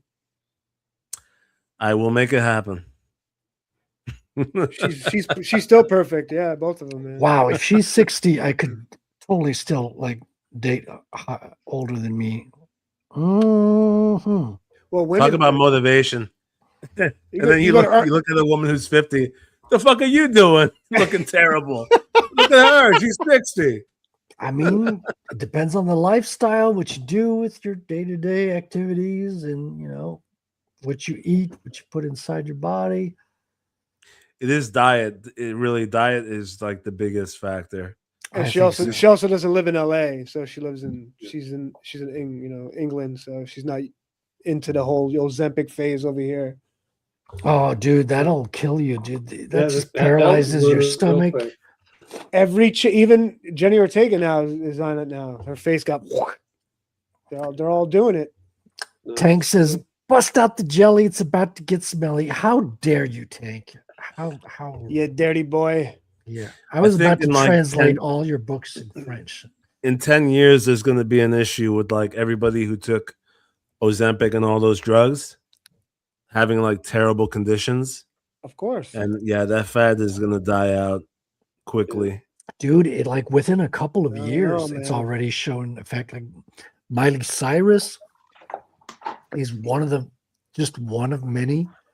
A lot of them, like they're Osborne, skinny. Kelly but they're- Osborne. Kelly Like, Osborne? Ooh, Kelly Osbourne's the worst. She looks older than her dear mother. Ariana which is- Grande.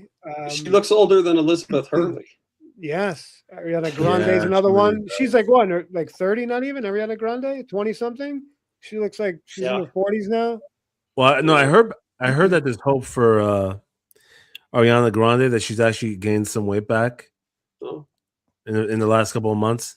Well, that she she's also looking- seems to be like under the tutelage, or she has her handler, which is the Wicked Witch of the East. Oh, the other one is the Kardashians' mom. She looks like she's like 20 now. It's like, what the hell happened to her, man? Like all the plastic surgery, it's a different person. Completely different person. She's like super young, dating like 20-year-olds. I'm like, She looks younger than Kim Kardashian. yeah, it's crazy. I'm like, wow, Good. she looks good, dude. I'm like, Yeah, it's all it's too fake much. though. It's all fake. And she's like at least 60. I think she's like in her mid 60s. Crazy. Hollywood. It's nuts. Yeah. Yeah, Elizabeth Hurley looks like she could be in Bedazzled 2, and still play the seductive devil. You wouldn't have to replace her. And I don't know if you saw it. They're doing a new Mummy, and Brendan Fraser is getting in shape. Is that really gonna happen? Really? Is that really Yeah. happening? Yeah, Because I'll watch that. He's good. That's I like actually him. kind of cool. Yeah. Yeah. The first one was fun. It was campy, yeah. I think but he it was fun. posted a video yesterday of him at the gym working out, and I think If he he could is. if he could get back into shape, that'd be great. I want to see he's 57. Oh, Because I think he said that in the post, and he said, getting his 57-year-old self back in the mummy shape.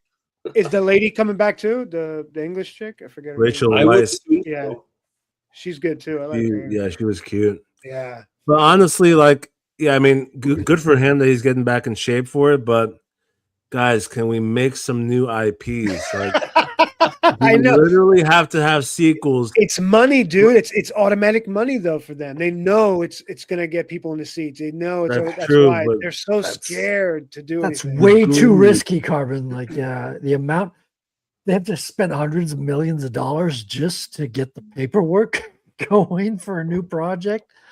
So you can imagine the amount of money that's on the table. They don't want to pay royalties. They don't want to pay all these. They don't want to pay people out. They want to have already stuff that the ideas, that the concept's already ready to go. They just want to pay a writer, get a director. It sucks, man. They're too scared to Yeah, I mean, I get that, obviously, from a financial standpoint, but every now and then there's got to be. I mean, what happened to the confidence? Like, at the very least, okay, hire a big name director, right? So that way there's credibility in the filmmaking of it. Get a writer with who's credentialed, and hire a new actor or actress. I mean, they know how to identify stars. They've been doing this shit for 100 years. Find the next. You can't just take any new actor off the street, Carbon. You have to make sure that, because they could just go on interviews and just say anything. You have to get like some blackmail on them after they've gone to the island, and that's expensive. They have to go through a process. Like, well, that is very true, but it is. It's true. As we all know, there are many people still willing to give up that blackmail material to become a star, myself included. Hey, Hollywood, I'll be in your next movie, guys. You can record whatever you want. So a friend of mine that I used to work at the restaurant in, he was a bartender. His mom dated James Franco when he first moved out here. Oh, and she was like, I was there. She was telling me she was like kind of hot too. I was like, oh wow, you got a hot milk. She was saying that he sucked a dude off to get a role, a producer, when he first came out here. So that's not shocking at all, bro. I mean, that's. I was like, James I believe Franco? that. I totally believe that. And that's like mild. Most actors get literally turned out in order to get their big break. Oh yeah, but I was like, James Franco. Oh man. Nah, he has a vibe. He has a bit of a vibe going. I know. I like him as an actor. Though. I'm like, oh. Yeah, but dude, it's common with all of the actors. There's stuff like that Brad Pitt has scrubbed off the internet. Like he's lived for a couple of years with a gay dude in an apartment. That's right. Before he became famous, and that stuff was scrubbed off the internet. Same thing with Tupac. When you found a picture with him in a dress, you're like, "Ooh, I can't." Yeah, bro. Tupac was a gay teenage dancer, bro. Yeah, I know. I'm saying, but when you first saw that picture, like in the '90s, you're like, "Ooh." Oh no, nobody knew. Yeah, everyone thought he was this fucking cool dude. Turns out he was manufactured. It's all it was, dude. He was a great personality, great lyricist, but it was all fake. Yeah, it's part of the price of entering the whole system is they want to be able to make sure that they can control you because they're investing in you, and they don't want you. They don't want to just. So they built a whole system that costs a fortune, and they're going to give power to whoever's on the screen in the spotlight. Now, if they transfer all that power onto you, they don't want you to be rogue and go out and do whatever you want with the power. Of course. They want to have a leash on you. They want to be able to control you. They want to be able to make sure that they're holding on to this power that they invested in. And one of the ways to do it is to have blackmail material on you. You know, Scientology does the exact same thing. Where they literally actors and stuff. Oh yeah. Dude. Yeah, they document sessions that they develop their own fake psychology sessions with like their own terminology, and they put rising stars, electrodes on your wrists, and they check your like stress. But they record all of it, and they put rising stars through it to the point where they get brainwashed thinking that they actually had a breakthrough because of the fact that they get emotional and break down during these tapes. But once they have all those tapes, it's also the money game where it's like, okay, now you have to pay the next fee, 20 grand, now 50 grand. And before you know it, they have all this blackmail material taped, and they got all your money, and you're sucked into this. It's a cult, bro. Yeah, it's all Actually, It is. It is. I would say the music industry is probably the most controlling when it comes to people, though. Like when it comes to controlling and manipulating and molding a person is the music industry, because musicians are the most. It's what people want to go to, like more than actors. Like when you see when you're your favorite musician, you want to talk to them, you want to get to know them. Like when we were on tour, people came and like we were talking to everybody. It's not like an actor. Actors are very into themselves, like secluded. Musicians more a social thing. So they're the most manipulated people, sculpted by the industry. It's so fucking crazy, dude. It's so wild.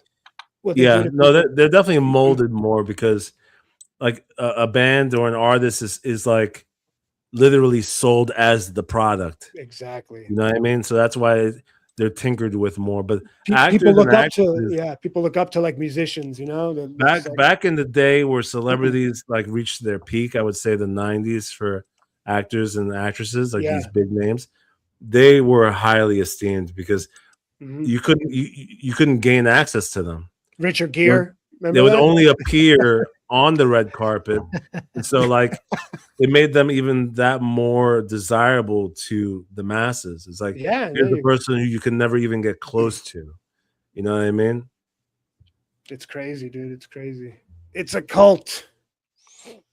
It is, and especially Scientology. Like I've looked into that particular cult, and usually a lot of people want to be open and tolerant of other religions. They're like, well, they're allowed to do their own.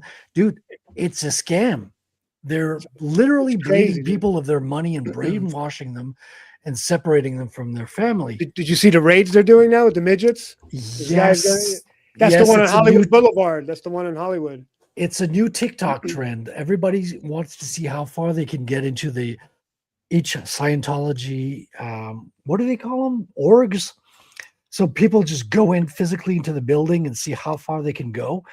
Hilarious. And they're using the video they're making from this to physically map out the locations with all the rooms. That's crazy. And they're producing maps of the individual buildings on the side as a byproduct of it. I walked in there in one of those buildings when I first moved there. It's like, I'm going to walk in. And you walk in, they greet you. They try to get you to come in. I'm like, no, I'm good, dude. It is creepy. I saw the building in LA. The blue building. They stand outside. They wanted me and my friend to do. I just moved there. My buddy. I was like, nah. My friend's like, dude, well, they want to get you to do a stress test because it's a stress test. I'm just gonna go in there and see what's going on and fuck with people. So they have a stress test, and there's no right answers. So if you do a stress test, first of all, they get your name, they get your email, they get your contact information. You start to count as a Scientologist from the stress test. So they use you as one of the statistics of their org.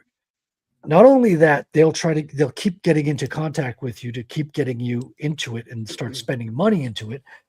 But here's the thing is there's no right answers in the test.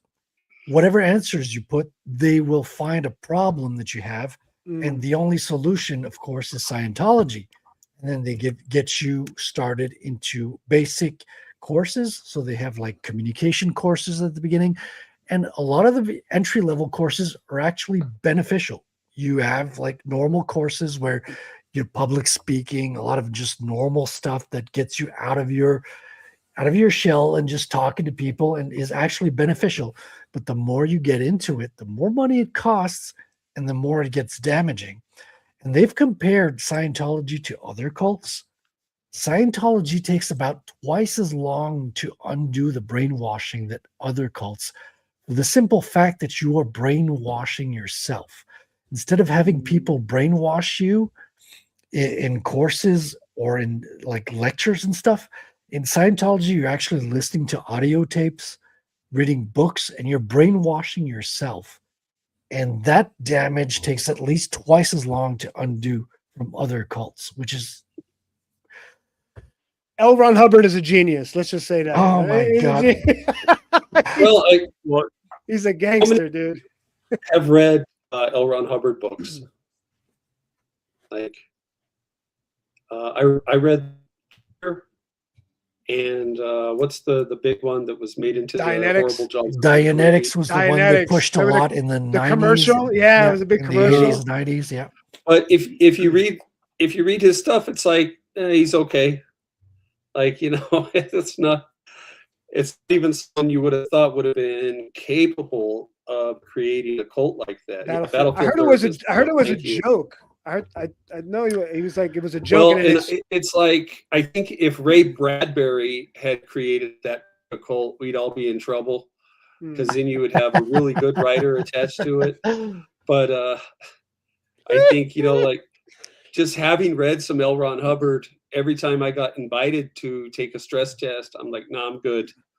You know, that was yeah, because he knew, like, he's known for one of the quotes. He was with other science fiction writers and saying, like, and I'm paraphrasing here, but if you want to get rich, you start a religion, right? Because you don't get, because he was the one of the most, if not the most prolific science fiction writer. Like, he could write books really, really fast. He was known for that. And you get paid like 2 pennies per word or something like that. It's like, you don't earn a whole lot of money from writing science fiction, but he could push those books out. He could do it. He could produce. And he understood at some point that he could start a religion. And at first it wasn't even a religion. Like, it was a self-help kind of a thing. It wasn't until they started getting legal troubles that they understood that in the United States, they would get protection as a religion under the, was it under the Constitution or some other framework? Yeah. They get extra you protection. get tax protection for sure. Yeah, the tax was the number one reason, because they were all about making that money. But it's way before they were a religion. They were just a self-help group. And they were just and people are always looking for answers. You know, I remember watching an interview with Alec Guinness, you know, the original Obi-Wan Kenobi, and he said after the first Star Wars came out, he was getting letter after letter where people were begging him to start a religion based around the Force, and they would join up and follow him. And, yeah. I mean, the Force was when people answer these, what do you call them? These, basically, like, they put out forms every year asking people to report, okay, what's your religion and all that. And a lot of people would just self-identify as following the Force. For a long time, the Force was considered one of the leading religions in the world, because people were moved so much by the fictional world of George Lucas. And Star Wars was had such an impact that people identified with being a Jedi. Yeah, Jedi is a religion in Australia. It was huge. It was huge at the time. I don't know if it's still that way with Kathleen Kennedy being in control and everything, but it was definitely an incredible movement at some point. I don't know how serious people were when they put that on their survey, but it showed up as data points, definitely. Well, it's true in general that, and history has proven this to be true every decade, with new cults and new movements where people follow something that is seemingly retarded or just absurd, but yet there's power behind gurus. You know, they're basically con men who are able to convince these poor bastards that, you know, they will find the answers or their lives will improve if you follow them. And it's really sad because, you know, we already have the answer. And it's just, once again, Americans being ungrateful of the country they were born into, you know, having Christian values that, you know, originated the laws here and made this whole country possible. But they don't want to see it that way. You know, Jesus isn't good enough. Fucking Obi-Wan is better. Let me follow Obi-Wan instead of Jesus. It's absurd. It's just utterly ridiculous. That's true. People are nuts. It is ridiculous for sure. But as you say, people are looking for answers, and a lot of the institutions that are pushing religion, they're not doing it right. Like I remember growing up, like a lot of the courses we had in religion courses in school, it's like the teachers were not convinced, and the teachers would. I remember like watching them and listening to the courses and going, they don't even believe what they're teaching. And a lot of what we're taught on TV, what we see in schools and the media, is just steering everybody away from that. And it's kind of sad. It's kind of sad to see. Well, there were big, not to get too deep into this, but it is a fascinating topic looking at history, the biggest turning points towards, the secularization or the anti-Christianity in America, Brown versus Board of Education with the teaching of evolution, and then, the ending of prayer in school. Well, that was to protect the churches, though. Everybody thinks it was to protect freedom of speech, is to protect religion. That's why the separation of church and state was to protect religion, so it wasn't corrupted by the government. That's the story. Well, yeah, I mean in terms of the foundation of the country, but prayer was still done in school for a long time until finally it was legally stopped. And then also the teaching of evolution at first was controversial because it went against creationism, but then the Supreme Court allowed it, and then you have things like Roe v. Wade getting accepted, and little by little chipping away at morality. Gay marriage, that's the one. Well, that's the tipping point. There is good news, I think. There was a big article this week about how I think it was 42% of 18 to 29-year-old men go to church every week now. Yeah, and there's kind of been this resurgence, right, of faith among the youth, and it's been remarkable to see. And I think I knew something was up a couple of years ago, going back to something we were talking about earlier. My son, when he was 18, he was just all into fishing, and every time we went to buy bait or lures, there were other 13-year-olds there. And that's what these kids are into now. And I teach school in my full-time job now, and I see that there also. Like, kids are into fishing, and the other thing, my son just took up golf. Now, when I was a teenager, those were old man things. Yes, right? Exactly. Yeah. But all the kids his age, they like fishing, they like golf, and they like going to church. Do you know what it is too? It's in the 90s and 80s, like the times we grew up in. There wasn't technology like that, so we were outside. We were actually physically doing stuff. Kids now, they don't know that. They're used to indoors, everything electronic. So when they see something or feel something that's like active, like fishing or golf, they go, "Oh wow, this is cool." This is something I could do with my hands. So it's more exciting for them. Something I can do IRL. Yeah. Yeah. No, seriously, that's what it is.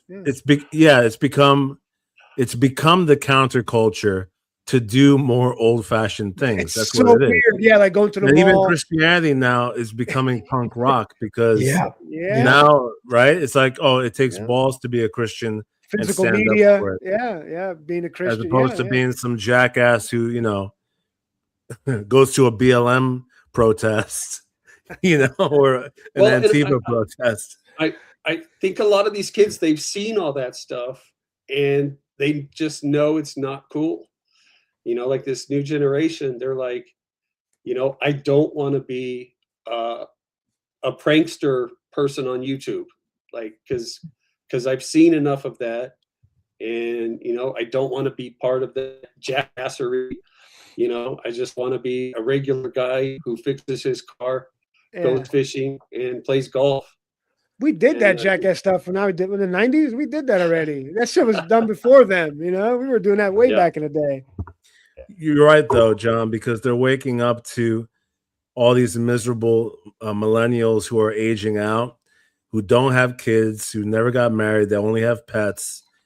They're bitter about things, and they have really nothing to show for their lives. And they're going, well, you know what? I do want to own a house, and I do want to have a nice car and a nice backyard with a wife and family. So let me take those steps now. It's a lot of other things too. It's music too. The music is definitely different from when we were younger.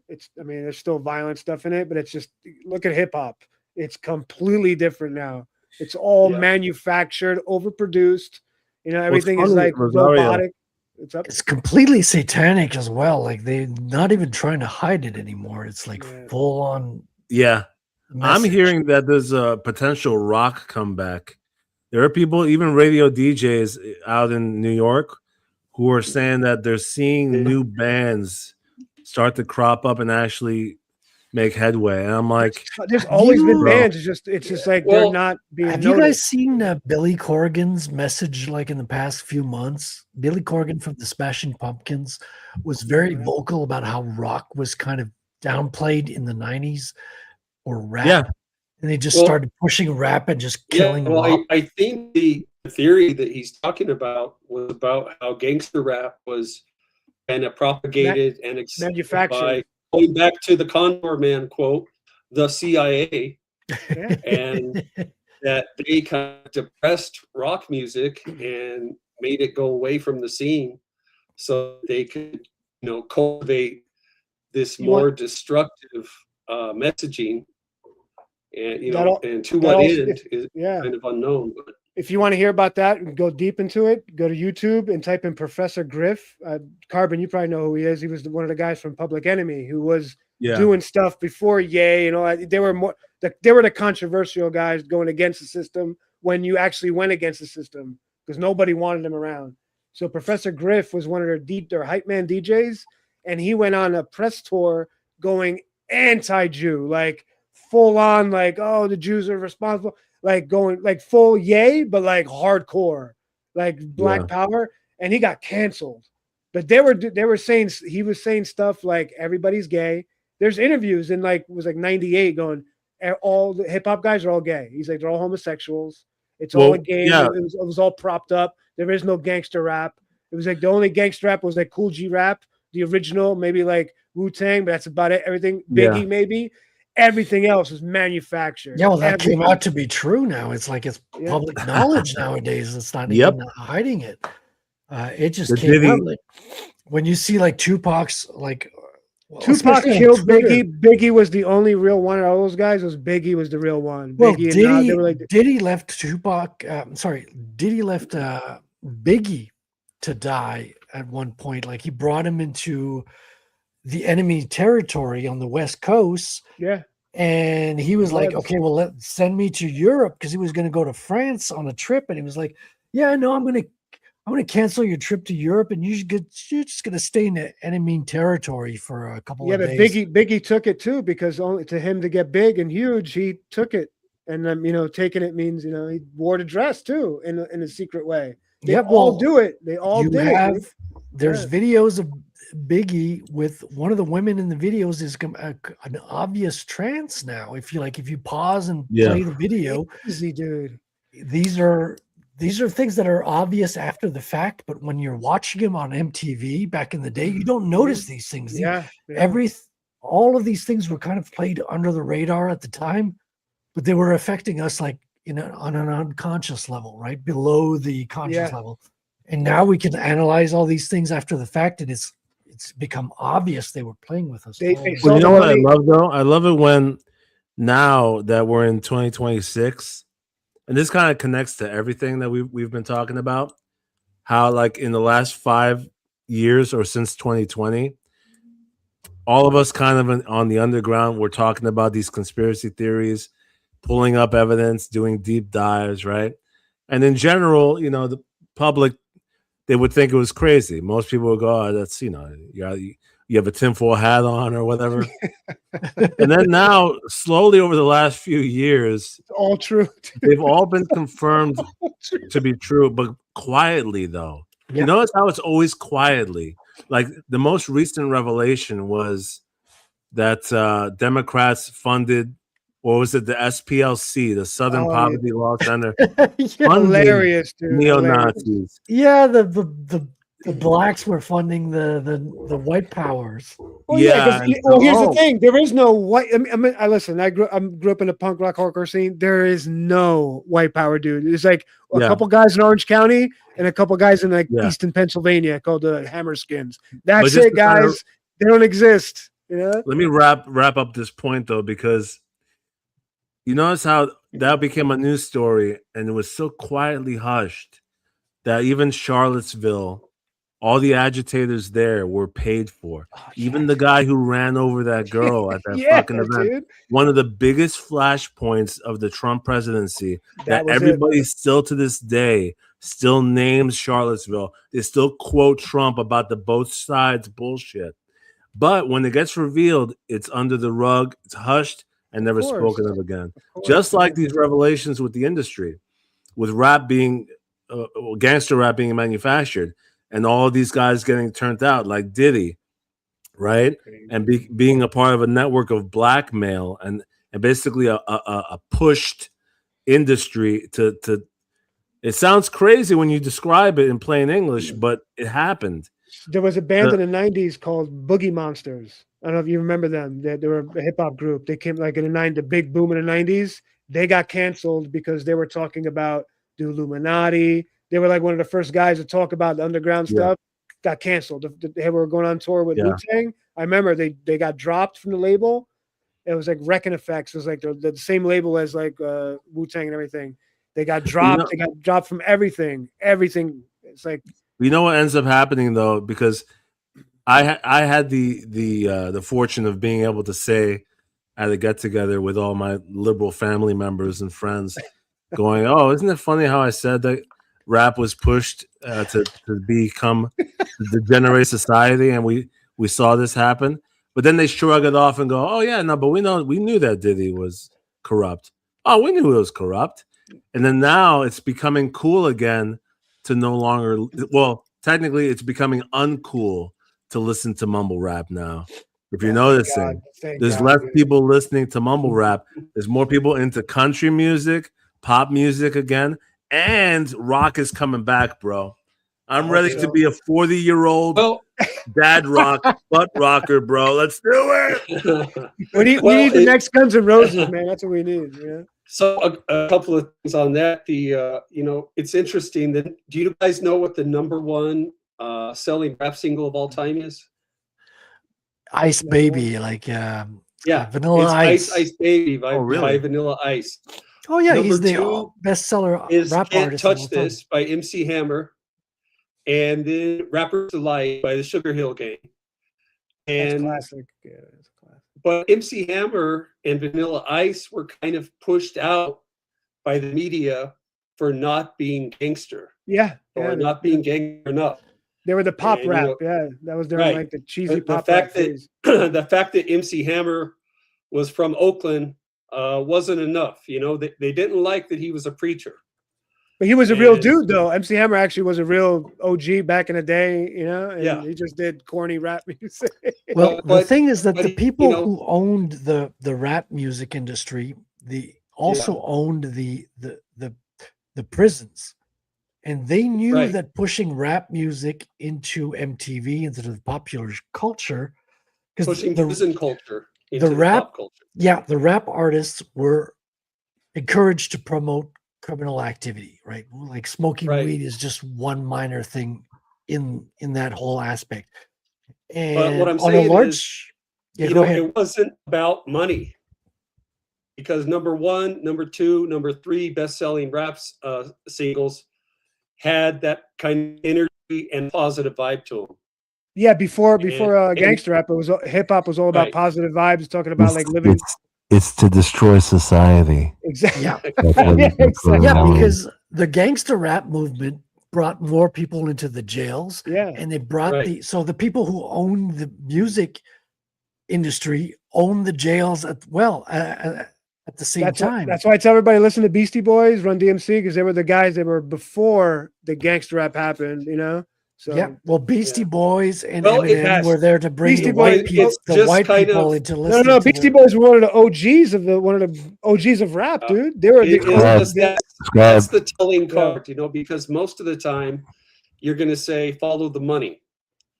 But in this case, the rise of gangster rap goes against where the money was. And so it must have been another motive Yes. besides money. The Beastie Boys wore small hats. Of course. They were legends. Follow the small hat. One of the first. Rest in peace, man. Rest in peace. Although I do agree, I hope rock is coming back. The Stones have a new album coming out, and their last album, I don't know if you guys got it. It was awesome. It did win the Grammy for Rock Album of the Year. Which one? Which band? Not a good. Hackney Diamonds was the title of the album. Rolling Stones. And they released a new album at 80. Now they're releasing a new album at 82. I can't get behind old men playing rock. Give it to the new guys, man. Give it to the new guys. There's so many bands out there. I kind of agree, except for their new albums are good. Is it really good? I love Rolling Stones. I love Rolling Stones. Charlie Watts is one of my favorite drummers, but check out Hackney Diamonds. I'll check it out. Like I won't go see Depeche Mode now. It was one of my favorite bands. I haven't gone see them in 5 years. I can't see Dave Grohl's a 60-year-old dude swinging a mic. I just can't, dude. It's not, to me. It's like I remember sorry, bro. No, you're right, dude. I can't do it. Yeah, once you become the Kidney Stones, that's when I can no longer see you guys. You know what I'm saying? But I like the old stuff. The old Stones stuff is good. Dude, Charlie Watts can still play, man. He's a badass drummer still. Okay, so Clipperverse is in the chat, and I want to say something directly to Clipperverse right now. You're late, Clipperverse. What the fuck are you doing? The show starts at 8:30 Eastern. What are you doing coming in at the ass end of the show? You're supposed to be here on time. God damn it. All right, continue. He did tell us earlier tonight, though, that he wouldn't be able to make it. That's not acceptable, Carbon. When you're a commando, you have to move mountains. No, it's true. No, I mean, look, it's still a problem, but at least it wasn't a no show, no call, no show. At least he told us, he wouldn't make it tonight. I hope he's doing push-ups right now. That's all I'm gonna say. Yeah, no, but it's true about aging rockers. Like, there really should be a limit where, like, it's time to hang up on the mantle the cape. Dude, my girl just went to go see No Doubt with her sister, and I was like, why? She's like 60. It's like, stop. Well, all I know is, Mick Jagger can still sing, and he's doing these interviews. They can, yeah. But it's hard to believe him and Joe Biden are the same age. Dude, Mick Jagger, the Rolling Stones came to Canada a couple of years ago, and he shouted out, because he's a real good friend with the who was the prime minister at the time, Justin Trudeau. Because so Trudeau's mom left his dad, or she banged him, right? Well, yeah, she left the alleged so the prime minister Trudeau of the time, his father, allegedly, because we all know Castro's his real father, she left him to go tour with the Rolling Stones. Yeah. And then she went to see Castro, and then she comes back with the baby and shows Fidel Castro the baby. And years later, he looks more like Castro than he does with the original Trudeau. Where was I going with this? Furthermore, this is why it's a problem. You know what? That story is furthermore why these old rockers need to hang it up and stop, because 100%, you don't want your 100%. fucking girl being stolen by an 80-year-old rocker on the new tour. What the fuck? I'm not gonna go see Guns N' Roses, dude. I can't see Axl. Do you see the way he looks now? He's got a bow haircut. He looks like a teacher. Hey, what do you have against old lesbians, Scribe? Imagine your wife of 30 years. You're married. You're in your 60s. You go to a Rolling Stones concert. I'm gonna hang out. I'm gonna go to the front, and then you don't see her the rest of the night. Where were you? Oh, actually, I'll catch up with you tomorrow morning She's on a tour bus. Holy shit! Actually, I remember where I was going with this. So Espen salt bath. Oh. Mick Jagger was doing his tour in Canada, and he was saying, "Yeah, we just met with Justin Trudeau not too long ago," and the whole crowd started booing. And this was like the last months of Justin's term. Everybody in Canada hated him. Like Justin, like just threw out the budget of Canada, threw the country in complete hellhole that we find ourselves in now. And everybody at the show started booing after Mick Jagger like name dropped Justin Trudeau. And remember, Mick Jagger was friends with his mom and all that shit. And so he had to change topics real quick. Well, yeah, exactly. You know what I mean? The mom was like friends with lots of people, and that's where we are today. Canada's coming back. There's hope for Canada. Canada's coming back. Well, it has to hit rock bottom before it starts going back up. But, I like Cartman's like just positivity. You know, Canada's coming back, guys. You know, we gotta help them. them. Carbon. I feel you, man. We have to help them. How? How do we help them? Next, well, we're gonna take Cuba next, hopefully. Well, Cuba's already they're gone in deep trouble. But the fact that is it Venezuela? Ever since Maduro was taken out of the picture, they don't have access to fuel. So you have Cubans trying to break into Guantanamo, pretending to be like food delivery to steal some fuel. That's where fucking Cuba's at right now. No, so Cuba. It's going to be easy to take Cuba. I mean, the people there, they're starving, bro. They want us to. They want us to come by. We'll take all the women. We'll take all the hot women. Leave all the dudes there. You know. But we gotta move quick because this Iran situation, we need to finish that war ASAP. Yeah, that's not good. Getting a little worried about that. The good news is it looks like Alberta's going to be fine. Well, yeah, Alberta's got a lot of petrol, so that always helps. Well, Quebec they're going to be a is state soon, so they got that going for them. Yeah, we have to turn Quebec into a state as well. We got a whole lot of hydroelectric electricity. We're like powering Chicago. We're powering New York, but they're flooding us with immigrants. New York's done, dude. New York is done. Goodbye, New York.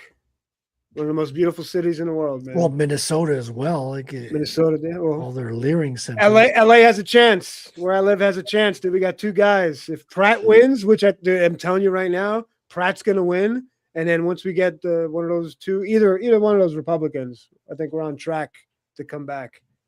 New York's got to change. Well, LA has a chance because we have a chance. The region that's overtaken with the homelessness is relatively small, geographically speaking. That it's feasible to actually fix that city. It's the biggest homeless in all of America. No, but I'm saying relative to the size of the whole city, physically it's more possible to fix LA than New York. New York City has been lost.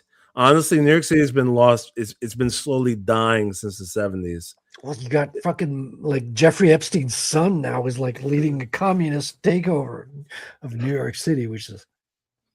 Well, I think to Carbon's point, it was proved it can be done when the president of China visited San Francisco, and that whole city was just cleaned up overnight, and somehow they got rid of all the homeless and drugged population, and cleaned up the street. So it is possible. It's completely possible over here. I mean, it's wild. It's so wild over here, especially downtown. You can't enjoy anything. It's crazy. Yeah. So I really hope these guys win, man, and just change it. Everybody will come back. Isn't it funny, the gerrymandering thing? Literally.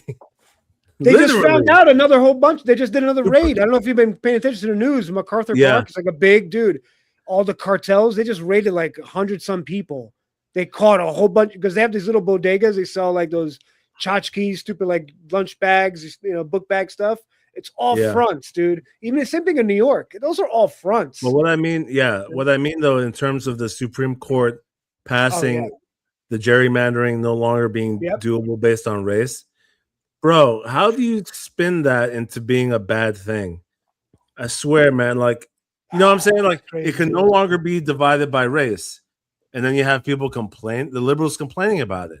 Democrats are What's the their racists. defense? They're because they want to separate and segregate. That's their whole thing, man. They've That's always why been now like they're that. getting. If you notice, they're getting more and more violent because they no longer can verbally defend their stance. They're losing their power. They have to resort to violence. Exactly. Because how do you verbally argue against gerrymandering no longer being doable based on race? You can't. And so now they're taking to the streets. Even yesterday, they were out in, I think it was Virginia. Well, a county was lost to Republicans. They took over the whole county. Yeah, we I'm took it over. Yeah, I'm done with Frederick after this one sentence. So the county shifted as a result of the new law. It went red, and then you had people in the streets storming outside the state capitol, getting in the faces of the officials, poking them, going, "What you gonna do, bitch? What you gonna do?" It resorted to absolute stupidity. Yeah, they're gonna need the militia to step out and stop these people. Really, there's no choice now. I agree. Yeah, it's nuts. And I'll be on the front lines. No, I'm kidding. All right, I'm done. I'm done, guys. All right. John, you've just shared another trailer from Three Brothers Gruff, so let's play that. Let me share that. Oh, you have another one? This is the trailer with the subtle nod to Conan. If you're a Conan fan, you'll catch it. Hell yeah. Yeah, I've got a whole freaking collection of Conan translated into French. He dresses as Conan sometimes. You should see him. Wow. That was between you and me, Scribe. I thought I could trust you with that stuff. We've all been there. John. You know, you think you can trust these people, and then they just blurt it out on stream all of a sudden. Is it narrated? Is it music? Yeah, you can turn up the volume. I should probably hit. You should probably hit the volume button. Yeah, I think it would help if I had volume, right? God, you people are so demanding. You got to put video. You got to put the volume. The time when the bridges spanned forgotten rivers and the rise of petty kings in shadowed halls, there was an age undreamed of. And unto this age came three brothers, the gruff, mighty satyrs, troll hunters renowned across the wilds, destined to face the foulest beasts and unravel treachery in gilded courts. It is I, their chronicler, who alone can tell thee of their saga. Let me tell you of the days of high adventure.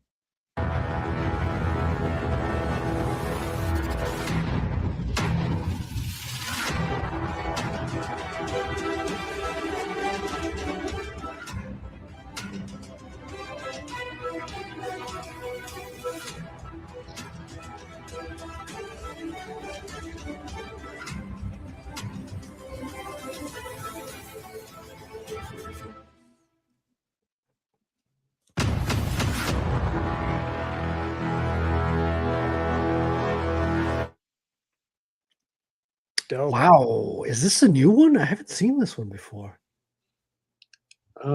Yeah, maybe. Right on, man. That's a great trailer, man. And honestly, I like it a lot more than the other one on the page. Oh, really? Okay. Like you do? Oh yeah, because of the color, the finished panels and the movement in it. Yeah, it's you very see the energetic. speech bubbles kind of like popping both. up and down. Yeah, it's cool to watch. I like them both. Yeah. Thank you, Tinkage. Nice. So again, fundmycomic.com, Three Brothers Gruff. And the first 50 physical backers will also get a copy of Paul Bunyan versus Dracula #1. You heard that, people? Get it. There's only 9 slots left. I said slots, not sluts, but you might as well say sluts because these people, you know, they're just no morals. If you knew the people watching this show, there's no morals at all. But get it while you can. 2 books for the price of 1. And we're not talking like normal books. This is like some of the best freaking art we've seen this whole year. This is books that are image worthy according to EVS, according to the best of the best in the indie industry. I'm like got such a cold right now. But this is not an understatement, folks. This book is one of a kind. Get it while you can. You have an extra special offer right now to get 2 books, the price of 1. Get it. Get it now. Yeah, no, it's definitely one of the higher quality books we've hosted on the show, which actually by now we've been doing the show for 2 years, and we've had Thank you, Tank Ferret. pretty much the biggest names in CG stop by. But in terms of like a new, relatively new comic creator, yeah, the quality on this is legit. So yeah, I will back it and I recommend it as well. This is right up there with Rattel, is what I would say. It's just honestly. It's Yep. great. Agreed. Yeah, thanks a lot. That's really great. It was kind of fun to reimagine the Billy Goats Gruff as satyrs, and it's interesting when you're reading the story. You kind of have an idea where it's going to take you, but then you find some surprises along the way. And for me, it was probably, I just had this idea that they were troll hunters, and that could be really fun and good action adventure. But I was surprised at how much I got involved in the world building and kind of, writing backstories for the characters and also for the world that they live in. And, that was a kind of an interesting surprise as far as where your brain will take you. I think it benefits the story, so it's all worth it. It just looks really fun. It looks catching, very eye appealing, and the art is amazing. It's a fun little story. Yeah, man, you got a hit. You got a hit, John. Yeah, I just love that you take like these childhood fairy tales and give them like a modern twist and just like fantasy stories. It's fun to see it come to life as you're doing it right now. It's I think we all want more good Lord of the Rings type stories. And, right. That was really the aspiration here was, Nice. Something that would be so good that it could withstand a little bit of the test of time.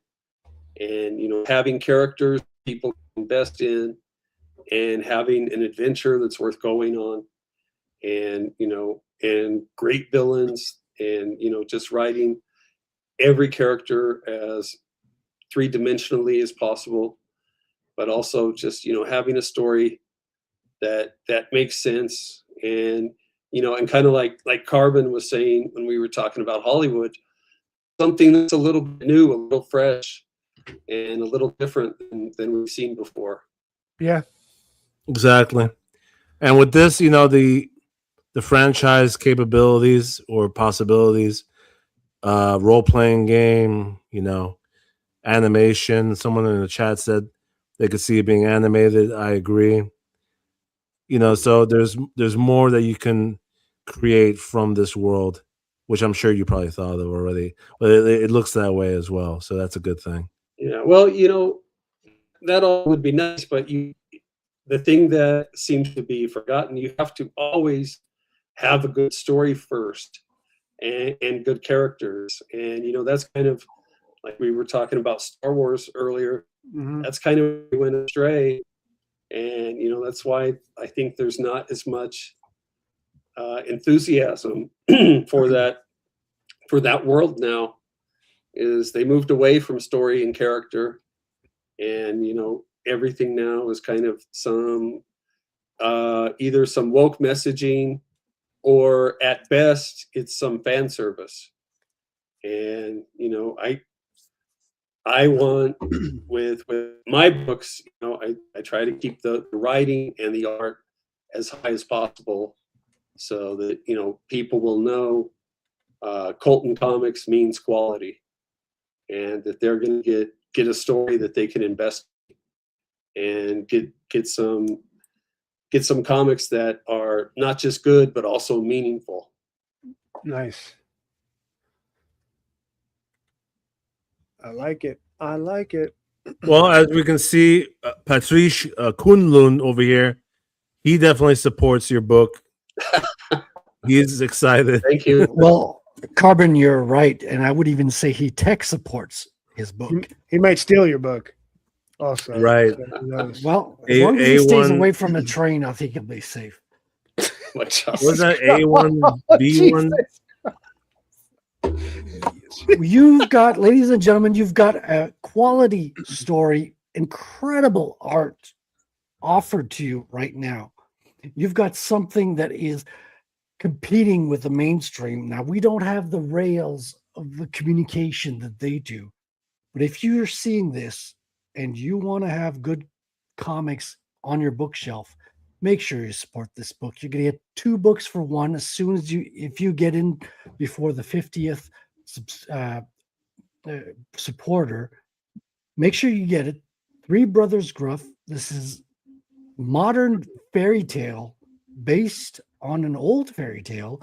It's Lord of the Rings inspired artwork and storytelling, and you're not going to get any woke shit from it. You don't have to wonder if you're going to get DEI from it either. You're going to get just good storytelling, incredible artwork, and it's going to be fresh off the press. So make sure you support it. Make sure you contribute to making a difference in the culture that we're building in the world for the future generation. Is that too much? Am I overselling this? Well, that was very well said. That was excellent. I am going to just correct one thing. You said it's a fairy tale. It's not a fairy tale. The words I have been using to describe it are Uncle's Narnia meets Conan the Barbarian. And so that's kind of the pitch there. Well said. Thank you very much, Jonathan, for coming back on to this. You've been promoting this across multiple streams, and we're so grateful, first of all, for you putting these books together, investing in the artist, in the work, in your time, and giving everything you've got to putting these stories, these works of art out there for everybody to read and to see and to experience. It, as a lover of comics, I truly appreciate what you're doing here tonight. And I'm so grateful for you to be on the show, sharing this with us. And I hope this message gets out there to as many people as possible, man. Yeah, thank you for having me. It's been great. Thank you so much. I appreciate the time and appreciate the kind words. And, I think we're all just expressing gratitude to be here and, for these opportunities and, living in free countries as we do. You gotta. Well, you live in the United States. I'm in Canada, so I can't say the same thing. Canada, which has a government beyond reproach, who has never done anything wrong, and I, love my government. It is absolute perfection, and I have nothing to say against my government, because if I did, I would be in jail right now. Well, you're still relatively fortunate, Frederick, especially since you're close to the United States, and probably within the next 20 years. Yeah, I'd say 20 years before then. Hopefully, Listen, I got my go bag ready to go, Carbon, and nice. As soon as I see the proverbial shit hit the fan, I'm gonna make my way out of here, and I'm gonna be out in the United States. So in October, Atlantic City, here I.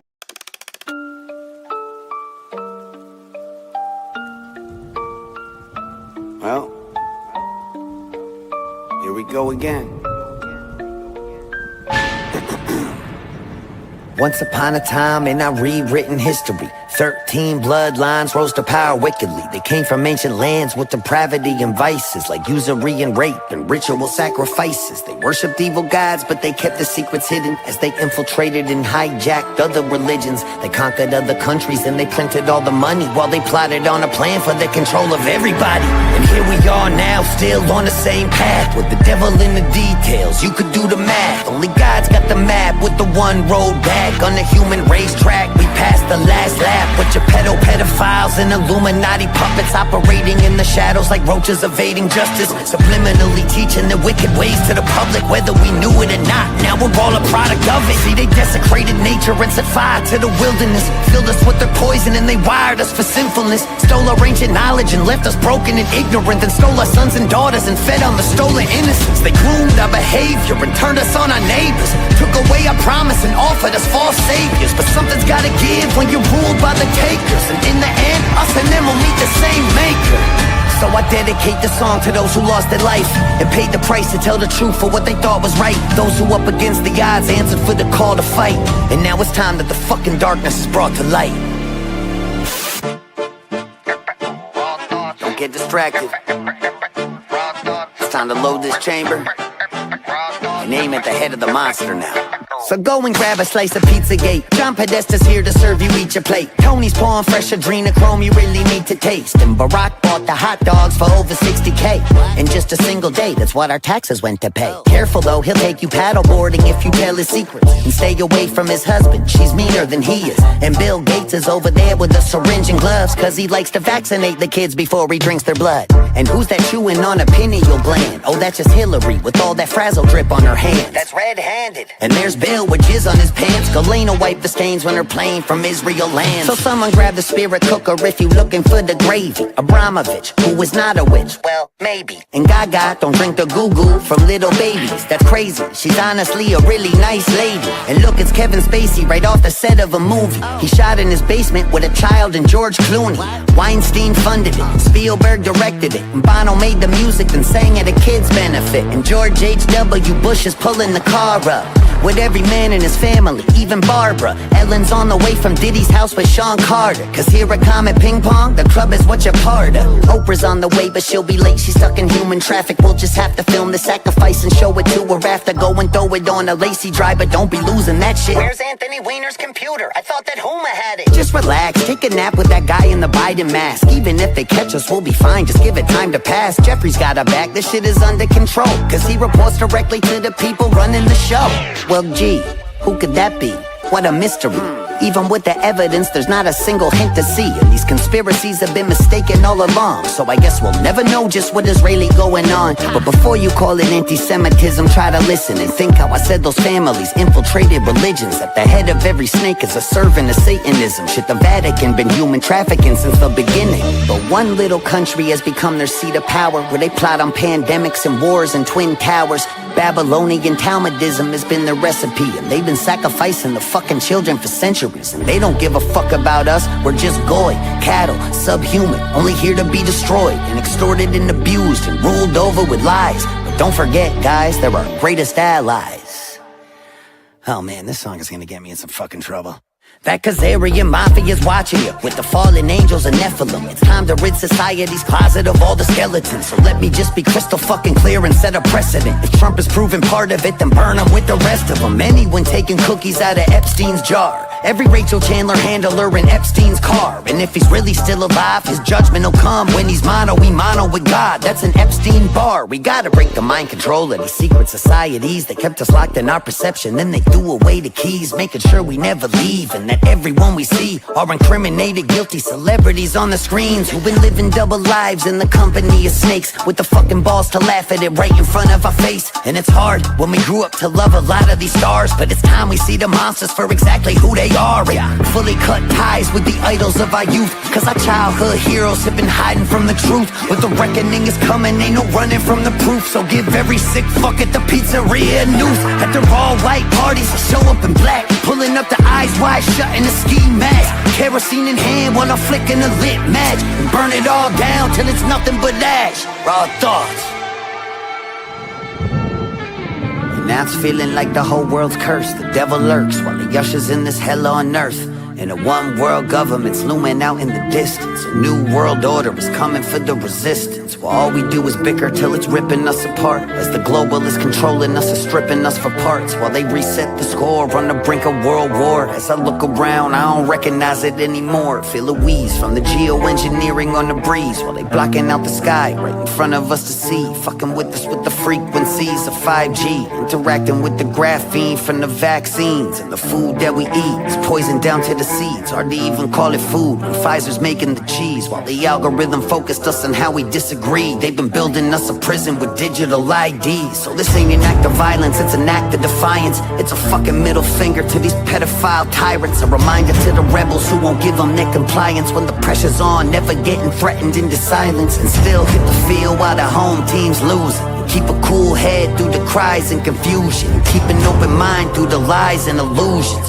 And try to be a good human. So one last time, this the finale, put it to bed. Because after this, there won't be nothing left to be said. And I hope that after all of this, at least I made you think. That was always my intention for sharing what's in my head. It was never about the vision, I just needed y'all to listen. And wake the fuck up from this nightmare that we live in. So hate or love it if I got you to question the system. With all these raw thoughts, then I accomplished the mission.